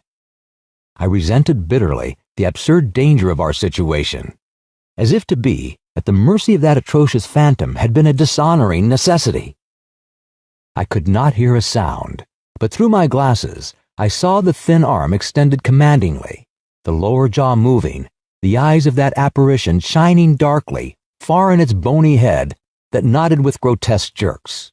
Kurtz. Kurtz. That means short in German, don't it? Well, the name was as true as everything else in his life, and death. He looked at least 7 feet long. His covering had fallen off, and his body emerged from it pitiful and appalling as from a winding sheet. I could see the cage of his ribs all astir, the bones of his arm waving. It was as though an animated image of death, carved out of old ivory, had been shaking its hand with menaces at a motionless crowd of men made of dark and glittering bronze. I saw him open his mouth wide. It gave him a weirdly voracious aspect, as though he had wanted to swallow all the air, all the earth, all the men before him. A deep voice reached me faintly. He must have been shouting. He fell back suddenly. The stretcher shook as the bear staggered forward again, and almost at the same time, I noticed that the crowd of savages was vanishing without any perceptible movement of retreat, as if the force that had rejected these beings so suddenly had drawn them in again as the breath is drawn in a long aspiration. Some of the pilgrims behind the stretcher carried his arms, 2 shotguns, a heavy rifle, and a light revolver carbine, the thunderbolts of that pitiful Jupiter. The manager bent over him, murmuring as he walked beside his head. They laid him down in one of the little cabins, just a room for a bed place and a camp stool or two, you know. We had brought his belated correspondence, and a lot of torn envelopes and open letters littered his bed. His hand roamed feebly amongst these papers. I was struck by the fire of his eyes and the composed languor of his expression. It was not so much the exhaustion of disease. He did not seem in pain. The shadow looked satiated and calm, as though for the moment it had had its fill of all the emotions. He rustled one of the letters, and looking straight in my face said, "I am glad." Somebody had been writing to him about me. These special recommendations were turning up again. The volume of tone he emitted without effort, almost without the trouble of moving his lips, amazed me. A voice, a voice. It was grave, profound, vibrating, while the man did not seem capable of a whisper. However, he had enough strength in him, fictitious no doubt, to very nearly make an end of us, as you shall hear directly. The manager appeared silently in the doorway. I stepped out at once, and he drew the curtain after me. The Russian, eyed curiously by the pilgrims, was staring at the shore. I followed the direction of his glance.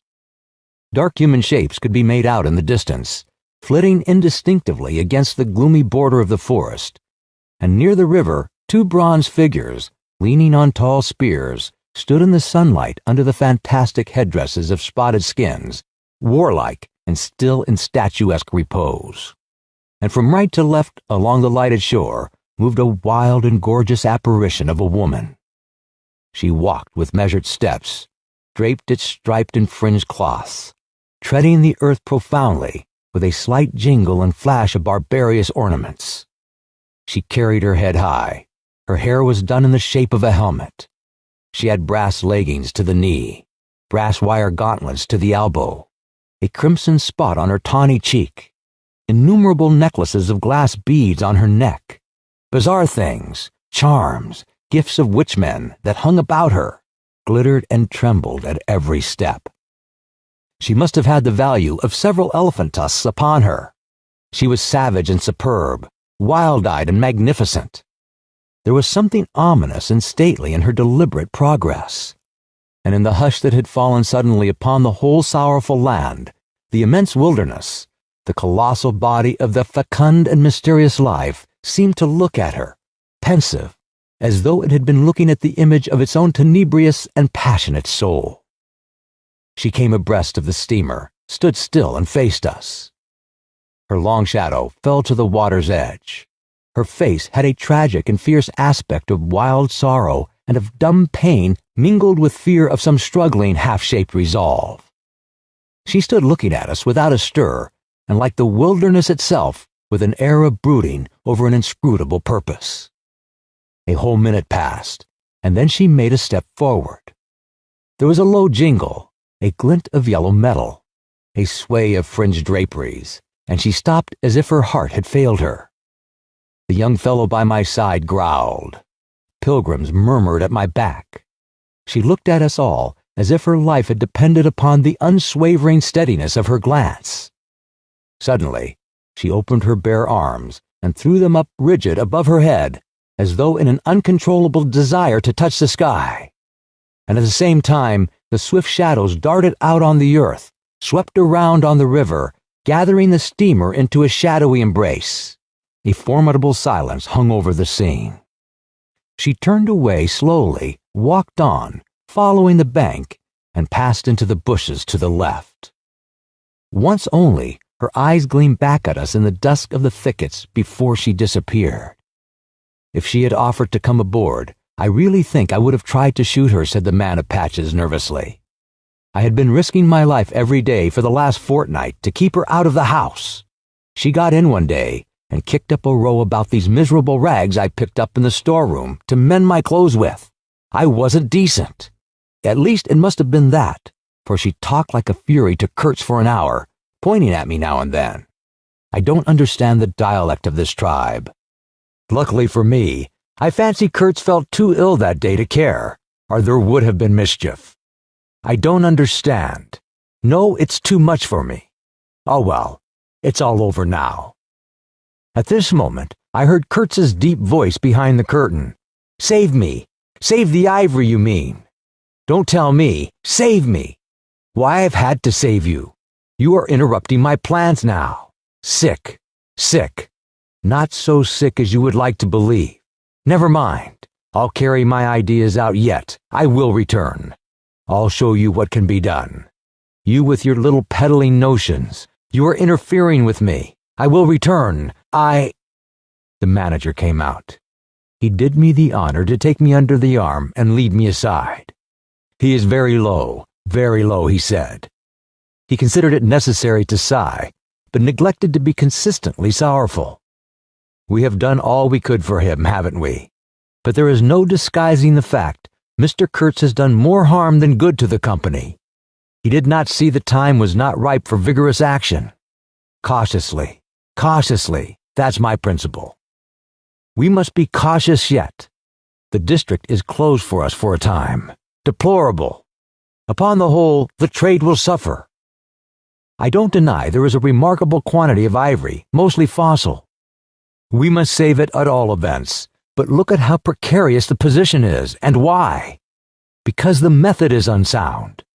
Do you, said I, looking at the shore, call it unsound method? Without doubt, he exclaimed hotly. Don't you? No method at all, I murmured for a while. Exactly, he exulted. I anticipated this. Shows a complete want of judgment. It is my duty to point it out in the proper quarter. Oh, said I, that fellow, what's his name, the brickmaker, will make a readable report for you. He appeared confounded for a moment. It seemed to me I had never breathed an atmosphere so vile, and I turned mentally to Kurtz for relief, positively for relief. Nevertheless, I think Mr. Kurtz is a remarkable man, I said with emphasis. He started, dropped on me a cold, heavy glance, said very quietly, he was, and turned his back on me. My hour of favor was over. I found myself lumped along with Kurtz as a partisan of methods for which the time was not ripe. I was unsound. But it was something to have at least a choice of nightmares. I had turned to the wilderness really, not to Mr. Kurtz, who I was ready to admit was as good as buried. And for a moment it seemed to me as if I also were buried in a vast grave full of unspeakable secrets. I felt an intolerable weight oppressing my breast, the smell of the damp earth, the unseen presence of the victorious corruption, the darkness of an impenetrable night. The Russian tapped me on the shoulder. I heard him mumbling and stammering something about brother seamen couldn't conceal knowledge of matters that would affect Mr. Kurtz's reputation. I waited. For him, evidently, Mr. Kurtz was not in his grave. I suspect that for him, Mr. Kurtz was one of the immortals. Well, said I at last, speak out. As it happens, I am Mr. Kurtz's friend in a way. He stated with a good deal of formality that had we not been of the same profession, he would have kept the matter to himself without regard to consequences. He suspected there was an act of ill will towards him on the part of these white men that— You are right, I said, remembering a certain conversation I had overheard. The manager thinks you ought to be hanged. He showed a concern at this intelligence which amused me at first. I had better get out of the way quietly, he said earnestly. I can do no more for Kurtz now, and they would soon find some excuse. What's to stop them? There's a military post 300 miles from here. Well, upon my word, said I, perhaps you had better go if you have any friends amongst the savages nearby. Plenty, he said. They are simple people, and I want nothing, you know. He stood biting his lips, then, I don't want any harm to happen to these whites here, but of course I was thinking of Mr. Kurtz's reputation.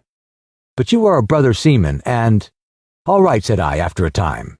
"Mr. Kurtz's reputation is safe with me." I did not know how truly I spoke. He informed me, lowering his voice, that it was Kurtz who had ordered the attack to be made on the steamer. He hated sometimes the idea of being taken away, and then again, "But I don't understand these matters. I am a simple man." He thought it would scare you away, that you would give it up, thinking him dead. I could not stop him. Oh, I had an awful time of it this last month. "Very well," I said. "He is all right now." "Yes," he muttered, not very convinced apparently. "Thanks," said I. "I shall keep my eyes open." "But quiet, huh?" he urged anxiously. It would be awful for his reputation if anybody here— I promised a complete discretion with great gravity. "I have a canoe and 3 blackfellows waiting not very far. I am off. Could you give me a few Martin Henry cartridges?" I could and did, with proper secrecy. He helped himself, with a wink at me, to a handful of my tobacco. Between sailors, you know, good English tobacco. At the door of the pilot house, he turned round. "I say, haven't you a pair of shoes you could spare?" He raised one leg. "Look." The shoes were tied with knotted string sandal-wise under his bare feet. I rooted out an old pair, at which he looked with admiration before tucking it under his left arm. One of his pockets, bright red, was bulging with cartridges. From the other, dark blue, peeped Townsend's inquiry, etc., etc. He seemed to think himself excellently well equipped for a renewed encounter with the wilderness. Ah, I'll never meet such a man again. You ought to have heard him recite poetry. His own, too, it was, he told me. Poetry. He rolled his eyes at the recollection of these delights. Oh, he enlarged my mind. "Goodbye," said I. He shook hands and vanished in the night. The end of Part 6. Please continue to Part 7. Published by thoughtaudio.com. Segment 7. Published by thoughtaudio.com. Sometimes I ask myself whether I had really seen him, whether it was possible to meet such a phenomenon. When I woke up shortly after midnight, his warning came to my mind with its hint of danger that seemed, in the stare darkness, real enough to make me get up for the purpose of having a look around. On the hill, a big fire burned, illuminating fitfully a crooked corner of the station house. One of the agents, with a picket of a few of our blacks, armed for the purpose, was keeping guard over the ivory. But deep within the forest, red gleams that wavered, that seemed to sink and rise from the ground amongst confused columnar shapes of intense blackness, showed the exact position of the camp where Mr. Kurtz's adorers were keeping their uneasy vigil. The monotonous beating of a big drum filled the air with muffled shocks and a lingering vibration. A steady droning sound of many men chanting each to himself some weird incantation came out from the black, flat wall of the woods as the humming of bees come out of a hive, and had a strange narcotic effect upon my half-awake senses. I believe I dozed off, leaning over the rail, till an abrupt burst of yells, an overwhelming outbreak of a pent-up and mysterious frenzy, woke me in a bewildered wonder. It was cut short all at once, and the low droning went on with an effect of audible and soothing silence. I glanced casually into the little cabin. A light was burning within, but Mr. Kurtz was not there. I think I would have raised an outcry if I had believed my eyes, but I didn't believe them at first. The thing seemed so impossible. The fact is, I was completely unnerved by a sheer blank fright, pure abstract terror, unconnected with any distinct shape of physical danger. What made this emotion so overpowering was, how shall I define it? The moral shock I received, as if something altogether monstrous, intolerable to thought, and odious to the soul, had been thrust upon me unexpectedly. This lasted, of course, the merest fraction of a second, and then the usual sense of commonplace, deadly danger, the possibility of a sudden onslaught and massacre, or something of the kind, which I saw impending, was positively welcome and composing. It pacified me, in fact, so much that I did not raise an alarm. There was an agent buttoned up inside an ulster and sleeping on a chair on deck within 3 feet of me. The yells had not awakened him. He snored very slightly. I left him to his slumbers and leaped ashore. I did not betray Mr. Kurtz. It was ordered I should never betray him. It was written I should be loyal to the nightmare of my choice. I was anxious to deal with this shadow by myself alone, and to this day, I don't know why I was so jealous of sharing with anyone the peculiar blackness of that experience. As soon as I got on the bank, I saw a trail, a broad trail through the grass. I remember the exultation with which I said to myself, "He can't walk. He is crawling on all fours. I've got him." The grass was wet with dew. I strode rapidly with clenched fists. I fancy I had some vague notion of falling upon him and giving him a drubbing. I don't know. I had some imbecile thoughts.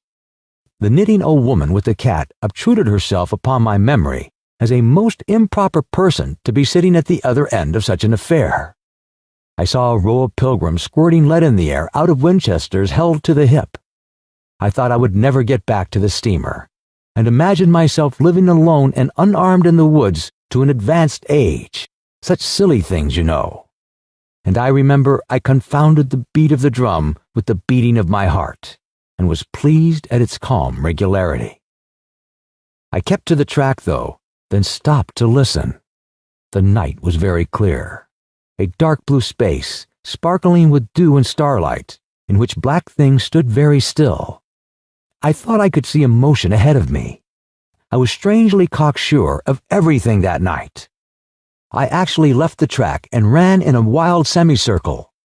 I verily believe chuckling to myself, so as to get in front of that stir, of that motion I had seen, if indeed I had seen anything. I was circumventing Kurtz as though it had been a boyish game. I came upon him, and if he had not heard me coming, I would have fallen over him too. But he got up in time. He rose, unsteady, long, pale, indistinct, like a vapor exhaled by earth, and swayed slightly, misty and silent before me. While at my back, the fires loomed between the trees, and the murmur of many voices issued from the forest. I had cut him off cleverly. But when actually confronting him, I seemed to come to my senses. I saw the danger in its right proportion. It was by no means over yet. Suppose he began to shout. Though he could hardly stand, there was still plenty of vigor in his voice. "Go away, hide yourself," he said in that profound tone. It was very awful. I glanced back. We were within 30 yards from the nearest fire. A black figure stood up, strode on long black legs, waving long black arms across the glow. It had horns, antelope horns, I think, on its head. Some sorcerer, some witchman, no doubt. It looked fiend-like enough. "Do you know what you are doing?" I whispered. "Perfectly," he answered, raising his voice for that single word. It sounded to me far off and yet loud, like a hail through a speaking trumpet. If he makes a row, we are lost, I thought to myself. This clearly was not a case for fisticuffs, even apart from the very natural aversion I had to beat that shadow, this wandering and tormented thing. "You will be lost," I said, "utterly lost. One gets sometimes such a flash of inspiration, you know." I did say the right thing, though indeed he could not have been more irretrievably lost than he was at this very moment, when the foundations of our intimacy were being laid, to endure even to the end, even beyond. "I had immense plans," he muttered irresolutely. "Yes," said I, "but if you try to shout, I'll smash your head with—" There was not a stick or stone near. "I will throttle you for good," I corrected myself. I was on the threshold of great things, he pleaded, in a voice of longing, with a wistfulness of tone that made my blood run cold. "And now for this stupid scoundrel. Your success in Europe is assured in any case," I affirmed steadily. I did not want to have the throttling of him, you understand, and indeed it would have been very little use for any practical purpose. I tried to break the spell, the heavy mute spell of the wilderness, that seemed to draw him to the pitiless breast by the awakening of forgotten and brutal instincts, by the memory of gratified and monstrous passions.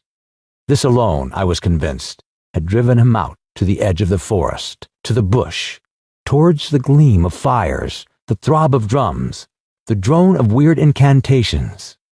This alone had beguiled his unlawful soul beyond the bounds of permitted aspirations.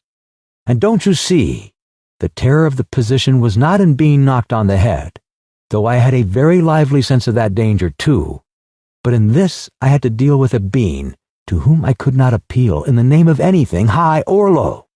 I had, even like the blacks, to invoke him, himself his own exalted and incredible degradation. There was nothing either above or below him, and I knew it. He had kicked himself loose of the earth. Confound the man! He had kicked the very earth to pieces. He was alone, and I before him did not know whether I stood on the ground or floated in the air. I've been telling you what we said, repeating the phrases we pronounce. But what's the good? They were common everyday words, the familiar, vague sounds exchanged on every walking day of life. But what of that? They had behind them, to my mind, the terrific suggestiveness of words heard in dreams, of phrases spoken in nightmares. Soul. If anything had ever struggled with a soul, I am the man. And I wasn't arguing with a lunatic either. Believe me or not, his intelligence was perfectly clear, concentrated, it is true, upon himself with horrible intensity, yet clear. And therein was my only chance, barring, of course, the killing him there and then, which wasn't so good on account of unavoidable noise. But his soul was mad. Being alone in the wilderness, it had looked within itself, and by heavens, I tell you, it had gone mad. I had, for my sins, I suppose, to go through the ordeal of looking into it myself. No eloquence could have been so withering to one's belief in mankind as his final burst of sincerity. He struggled with himself, too. I saw it. I heard it. I saw the inconceivable mystery of a soul that knew no restraint, no faith, and no fear, yet struggling blindly with itself. I kept my head pretty well, but when I had him at last stretched on the couch, I wiped my forehead, while my legs shook under me as though I had carried half a ton on my back down that hill. And yet I had only supported him. His bony arm clasped round my neck, and he was not much heavier than a child. When next day we left at noon, the crowd, of whose presence behind the curtain of trees I had been acutely conscious all the time, flowed out of the woods again, filled the clearing, covered the slope with a mass of naked, breathing, quivering bronze bodies. I steamed up a bit, then swung downstream, and 2,000 eyes followed the evolutions of the splashing, thumping, fierce river demon, beating the water with its terrible tail and breathing black smoke into the air. In front of the first rank, along the river, 3 men, plastered with bright red earth from head to foot, strutted to and fro restlessly. When we came abreast again, they faced the river, stamped their feet, nodded their horned heads, swayed their scarlet bodies. They shook towards the fierce river demon a bunch of black feathers, a mangy skin with a pendant tail, something that looked like a dried gourd. They shouted periodically together strings of amazing words that resembled no sounds of human language. And the deep murmurs of the crowd, interrupted suddenly, were like the response of some satanic litany. We had carried Kurtz into the pilot house. There was more air there. Lying on the couch, he stared through the open shutter. There was an eddy in the mass of human bodies, and the woman with helmeted head and tawny cheeks rushed out to the very brink of the stream. She put out her hands, shouted something, and all that wild mob took up the shout in a roaring chorus of articulated, rapid, breathless utterance. "Do you understand this?" I asked. He kept on looking out past me with fiery, longing eyes, with a mingled expression of wistfulness and hate. He made no answer, but I saw a smile of indefinable meaning, appear on his colorless lips, that a moment after twitched convulsively. "Do I not?" he said slowly, gasping, as if the words had been torn out of him by a supernatural power. I pulled the string of the whistle, and I did this because I saw the pilgrims on deck getting out their rifles with an air of anticipating a jolly lark. At the sudden screech, there was a movement of abject terror through that wedged mass of bodies. Don't! You frighten them away," cried someone on deck disconsolately. I pulled the string time after time. They broke and ran, they leaped, they crouched, they swerved, they dodged the flying terror of the sound. The 3 red chaps had fallen flat, face down on the shore, as though they had been shot dead. Only the barbarous and superb woman did not so much as flinch, and stretched tragically her bare arms after us over the somber and glittering river. And then that imbecile crowd down on the deck started their little fun, and I could see nothing more for smoke. The brown current ran swiftly out of the heart of darkness, bearing us down towards the sea with twice the speed of our upward progress. And Kurtz's life was running swiftly too, ebbing out of his heart into the sea of inexorable time. The manager was very placid. He had no vital anxieties now. He took us both in with a comprehensive and satisfied glance. The affair had come off as well as could be wished. I saw the time approaching when I would be left alone of the party of unsound method. The pilgrims looked upon me with disfavor. I was, so to speak, numbered with the dead. It is strange how I accepted this unforeseen partnership, this choice of nightmares forced upon me in this tenebrious land invaded by these mean and greedy phantoms. Kurtz discoursed. A voice. It rang deep to the very last. It survived his strength to hide in the magnificent folds of eloquence the barren darkness of his heart. Oh, he struggled. The wastes of his weary brain were haunted by shadowy images now. Images of wealth and fame, revolving obscurously round his unextinguishable gift of noble and lofty expression. My intended, my station, my career, my ideas. These were the subjects for the occasional utterances of elevated sentiments. The shade of the original Kurtz frequented the bedside of the hollow sham, whose fate it was to be buried presently in the mold of primeval earth.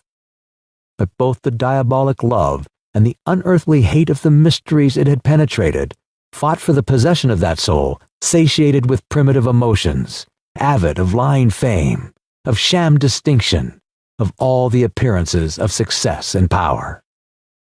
Sometimes he was contemptibly childish. He desired to have kings meet him at railway stations on his return from some ghastly nowhere where he intended to accomplish great things. You show them you have in you something that is really profitable, and then there will be no limits to the recognition of your ability, he would say. Of course, you must take care of the motives, right motives, always. The long reaches that were like one and the same reach, monotonous bends that were exactly alike, slipped past the steamer with their multitude of secular trees looking patiently after this grimly fragment of another world, the forerunner of change, of conquest, of trade, of massacres, of blessings. I looked ahead, piloting. "Close the shutters," said Kurtz suddenly one day. "I can't bear to look at this." I did so. There was a silence. "Oh, but will I wring your heart yet?" he cried at the invisible wilderness. We broke down as I had expected, and had to lie up for repairs at the head of an island. This delay was the first thing that shook Kurtz's confidence. One morning he gave me a packet of papers and a photograph, the lot tied together with a shoestring. "Keep this for me," he said. "This noxious fool, meaning the manager, is capable of prying into my boxes when I am not looking." In the afternoon I saw him. He was lying on his back with closed eyes, and I withdrew quietly, but I heard him mutter, "Live rightly, die, die." I listened. There was nothing more. Was he rehearsing some speech in his sleep, or was it a fragment of a phrase from some newspaper article? He had been writing for the papers and meant to do so again, for the furthering of my ideas. It's a duty. His was an impenetrable darkness. I looked at him as you peer down a man who is lying at the bottom of a precipice where the sun never shines. but I had not much time to give him because I was helping the engine driver to take to pieces the leaky cylinders, to straighten a bent connecting rod, and in other such matters. I lived in an infernal mess of rust, filings, nuts, bolts, spanners, hammers, ratchet drills, things I abominate because I don't get on with them. I tended the little forge we fortunately had aboard. I toiled wearily in a wretched scrap heap unless I had the shakes too bad to stand. One evening, coming in with a candle, I was startled to hear him say a little tremulously, "I am lying here in the dark waiting for death." The light was within a foot of his eyes. I forced myself to murmur, "Oh, nonsense," and stood over him as if transfixed. Anything approaching the change that came over his features I had never seen before and hoped never to see again. Oh, I wasn't touched. I was fascinated. It was as though a veil had been rent. I saw on that ivory face the expression of somber pride, of ruthless power, of craven terror, of an intense and hopeless despair. Did he live his life again in every detail of desire, temptation, and surrender during that supreme moment of complete knowledge? He cried in a whisper at some image, at some vision. He cried out twice, a cry that was no more than a breath. The horror! The horror! I blew the candle out and left the cabin. The pilgrims were dining in the mess room, and I took my place opposite the manager, who lifted his eyes to give me a questioning glance, which I successfully ignored. He leaned back, serene, with that peculiar smile of his, sealing the unexpressed depths of his meanness. A continuous shower of small flies streamed upon the lamp, upon the cloth, upon our hands and faces. Suddenly, the manager's boy put his insolent black head in the doorway and said in a tone of scathing contempt, "Mr. Kurtz, he dead." All the pilgrims rushed out to see. I remained and went on with my dinner. I believe I was considered brutally callous. However, I did not eat much. There was a lamp in there, light, don't you know, and outside it was so beastly dark. I went no more near the remarkable man who had pronounced a judgment upon the adventures of his soul on this earth. The voice was gone. What else had been there? But I am of course aware that next day the pilgrim buried something in a muddy hole, and then they very nearly buried me. However, as you see, I did not go to join Kurtz there and then. I did not. I remained to dream the nightmare out to the end, and to show my loyalty to Kurtz once more. Destiny. My destiny. Droll thing life is, that mysterious arrangement of merciless logic for a futile purpose. The most you can hope from it is some knowledge of yourself that comes too late, a crop of unextinguishable regrets. I have wrestled with death. It is the most unexciting contest you can imagine. It takes place in an impalpable grayness, with nothing underfoot, with nothing around, without spectators, without clamor, without glory, without the great desire of victory, without the great fear of defeat, in a sickly atmosphere of tepid skepticism, without much belief in your own right, and still less in that of your adversary. If such is the form of ultimate wisdom, then life is a greater riddle than some of us think it to be. I was within a hair's breadth of that last opportunity for pronouncement, and I found with humiliation that probably I would have nothing to say. This is the reason why I affirm that Kurtz was a remarkable man. He had something to say. He said it.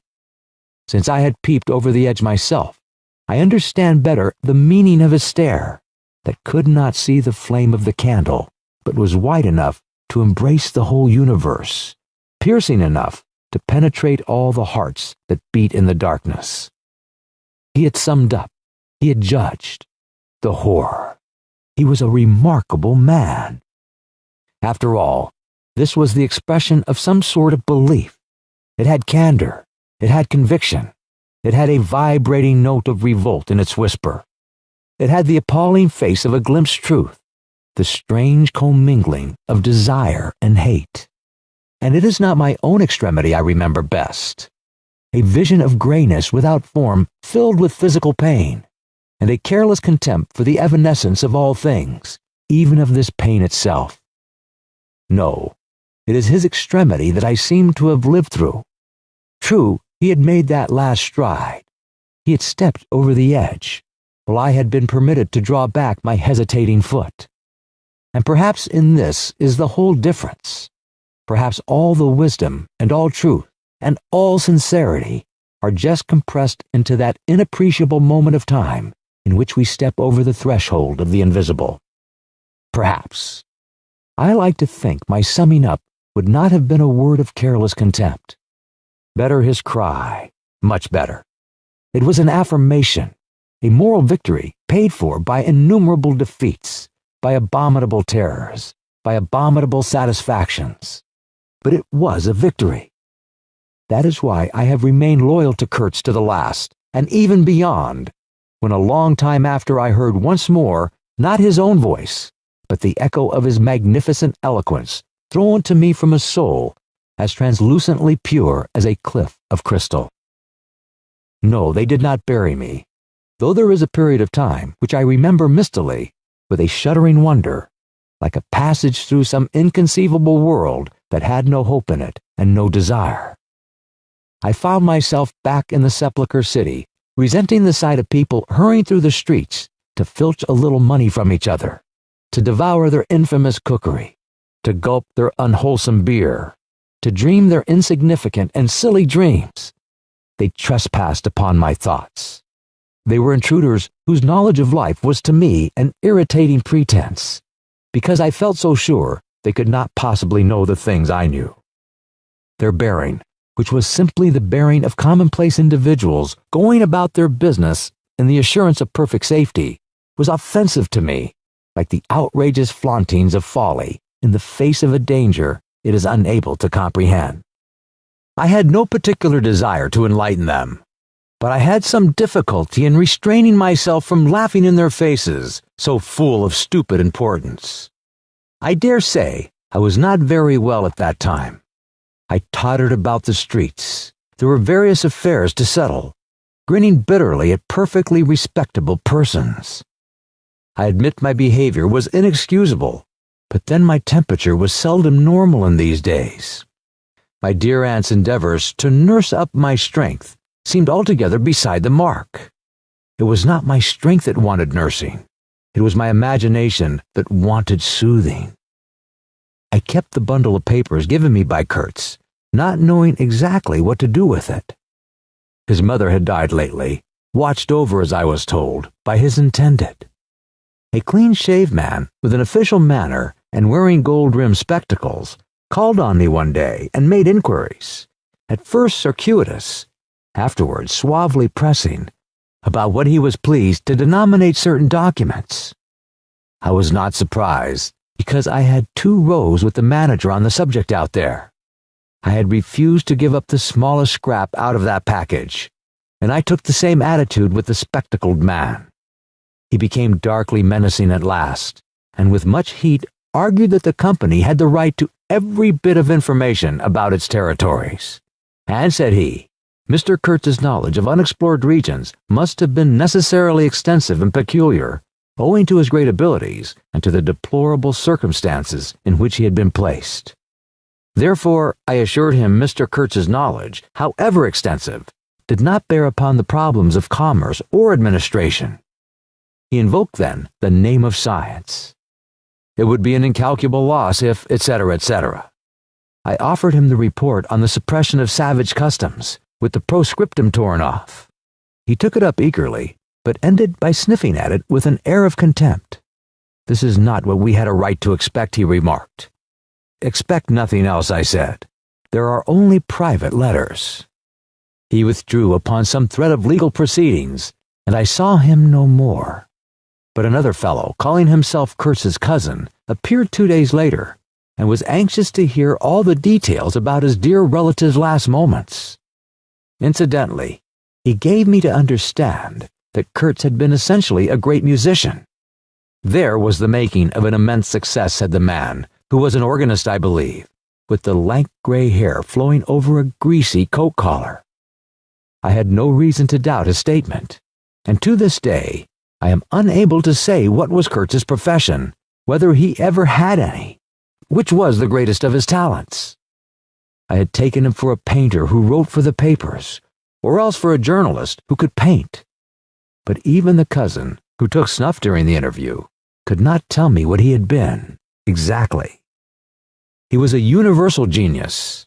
On that point I agreed with the old chap, who thereupon blew his nose noisily into a large cotton handkerchief and withdrew in senile agitation, bearing off some family letters and memoranda without importance.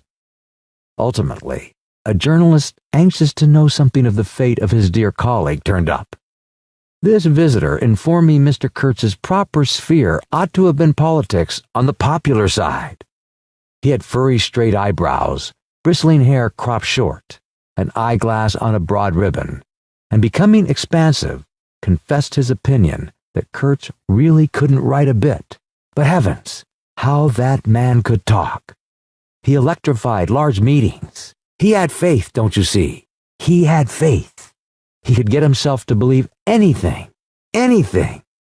He would have been a splendid leader of an extreme party. What party, I asked. Any party, answered the other.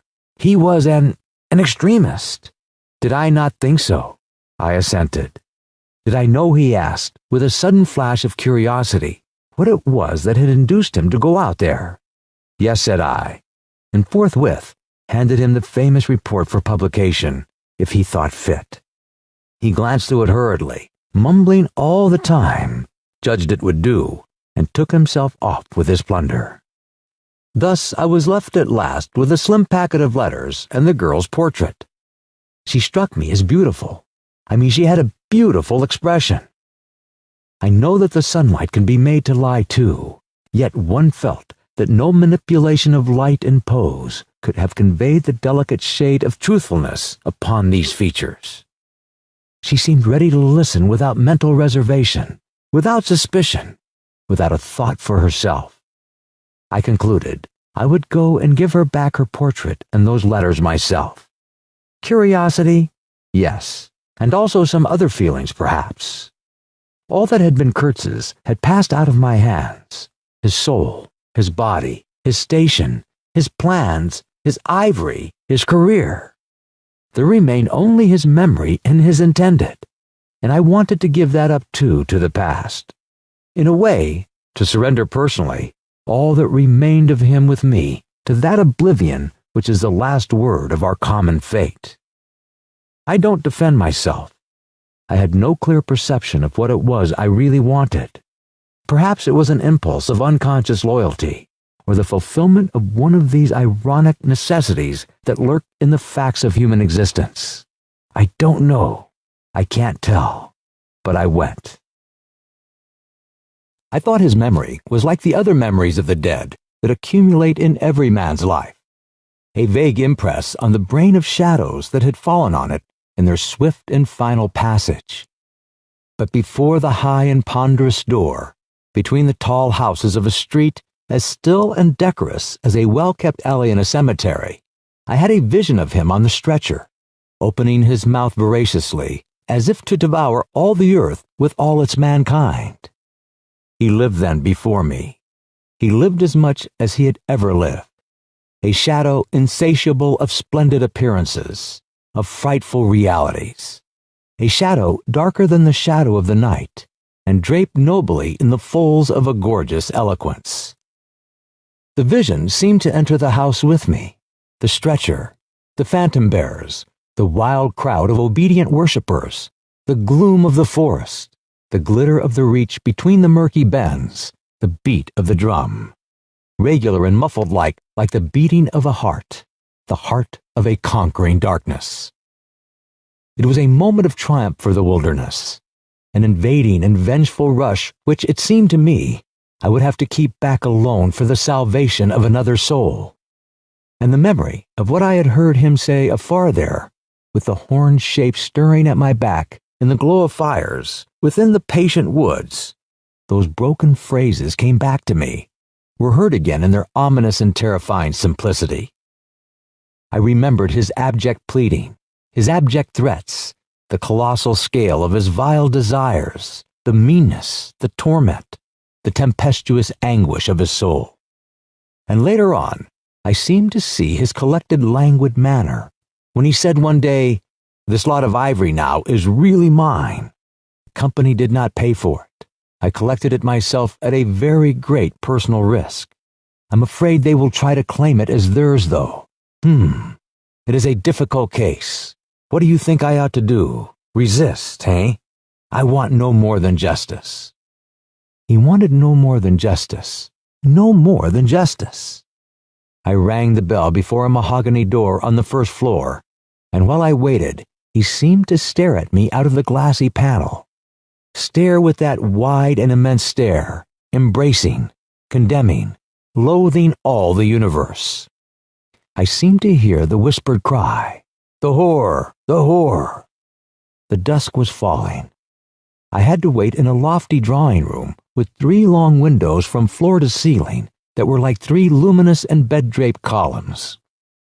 The bent gilt legs and backs of the furniture shone in indistinctive curves.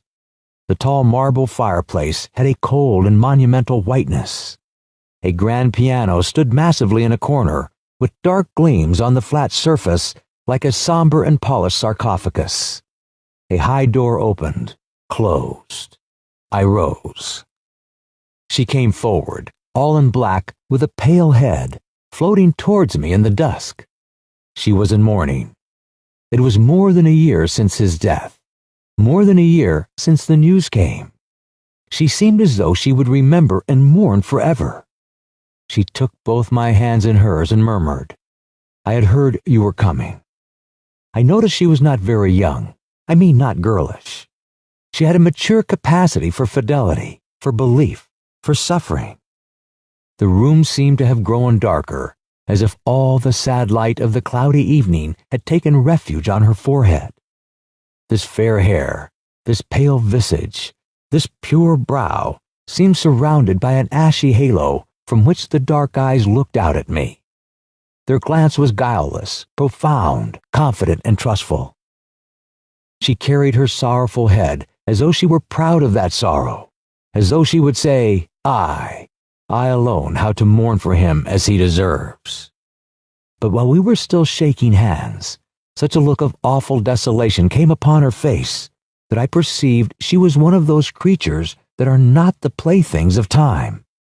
For her, he had died only yesterday, and by Jove, the impression was so powerful that for me too he seemed to have died only yesterday, nay, this very minute.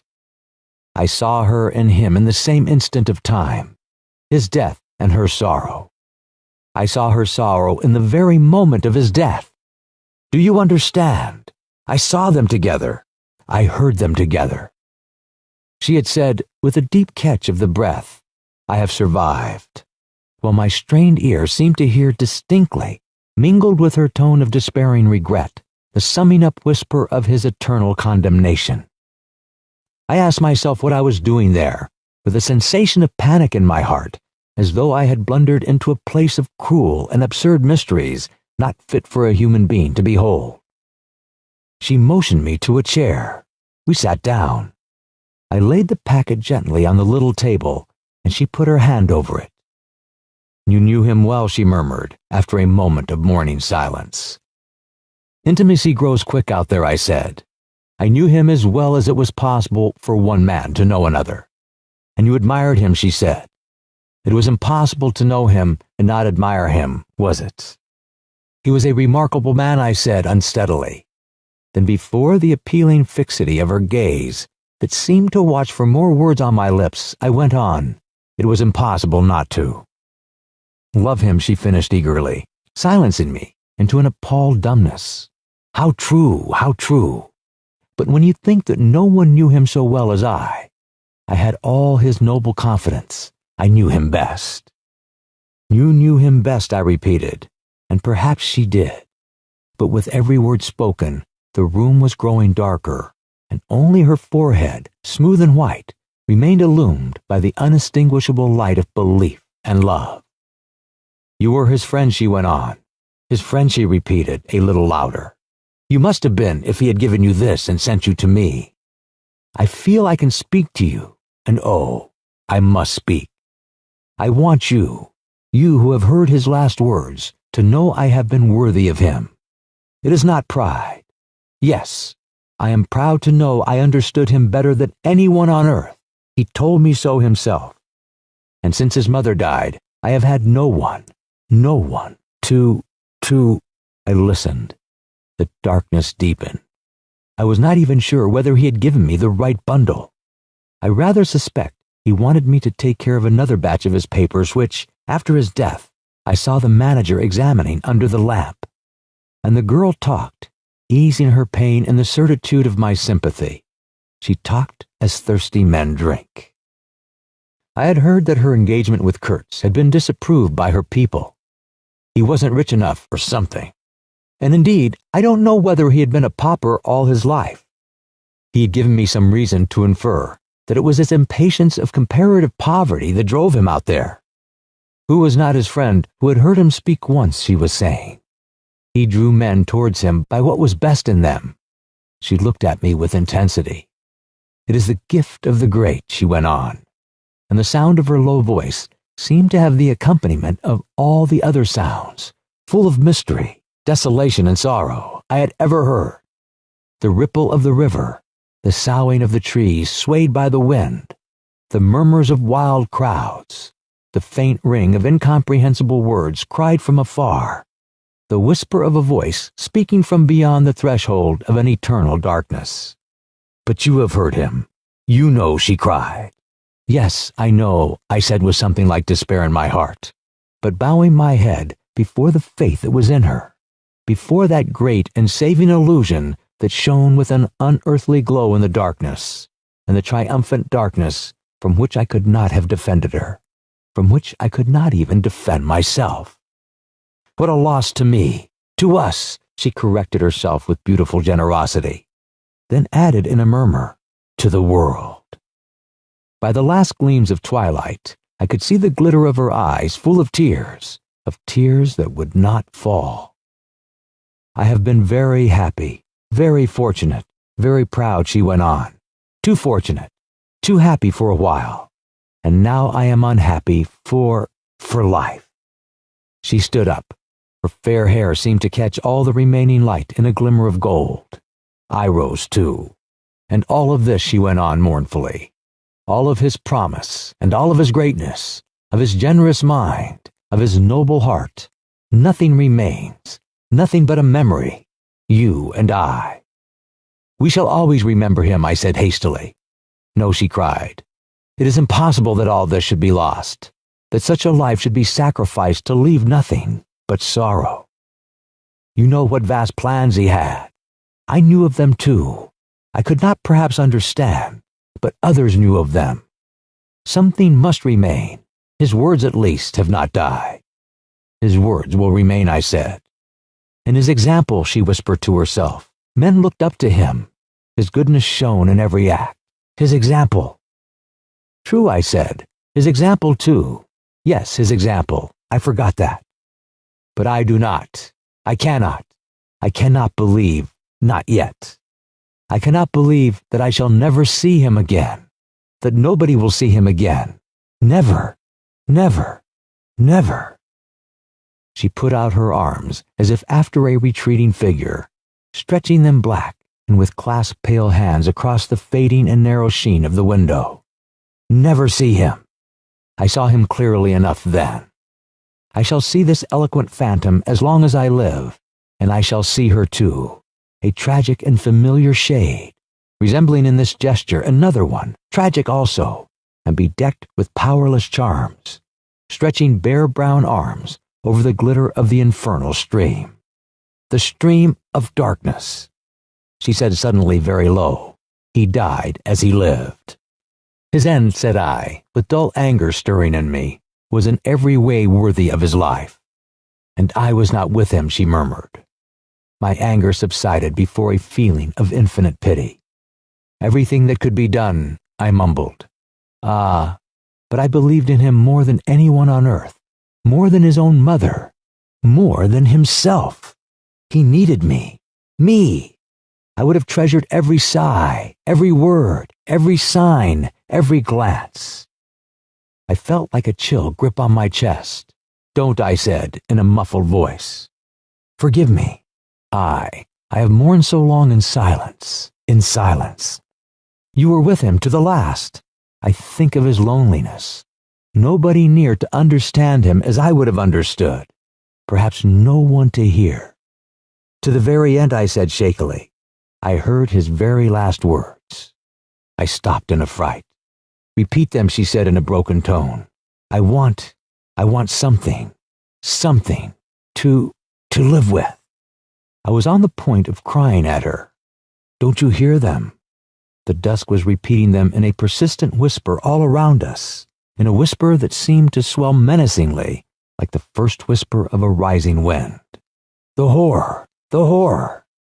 His last word, "to live with," she murmured. "Don't you understand? I loved him. I loved him. I loved him." I pulled myself together and spoke slowly. The last word he pronounced was, "Your name." I heard a light sigh, and then my heart stood still, stopped dead short by an exulting and terrible cry, by the cry of inconceivable triumph and of unspeakable pain. I knew it. I was sure. She knew. She was sure. I heard her weeping. She had hidden her face in her hands.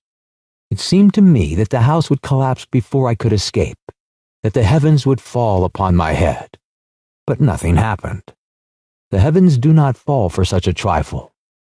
Would they have fallen, I wonder, if I had rendered Kurtz that justice which was his due? Hadn't he said he wanted only justice? But I couldn't. I could not tell her.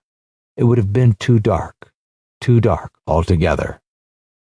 Marlowe ceased and sat apart, indistinctive and silent, in the pose of a meditating Buddha. Nobody moved for a time. "We have lost the first of the ebb," said the director suddenly. I raised my head. The offing was barred by a black bank of clouds, and the tranquil waterway leading to the uttermost ends of the earth flowed somber under an overcast sky, seemed to lead into the heart of an immense darkness. We hope you enjoyed this interesting audio title. For more information on all of our titles, please visit us at thoughtaudio.com.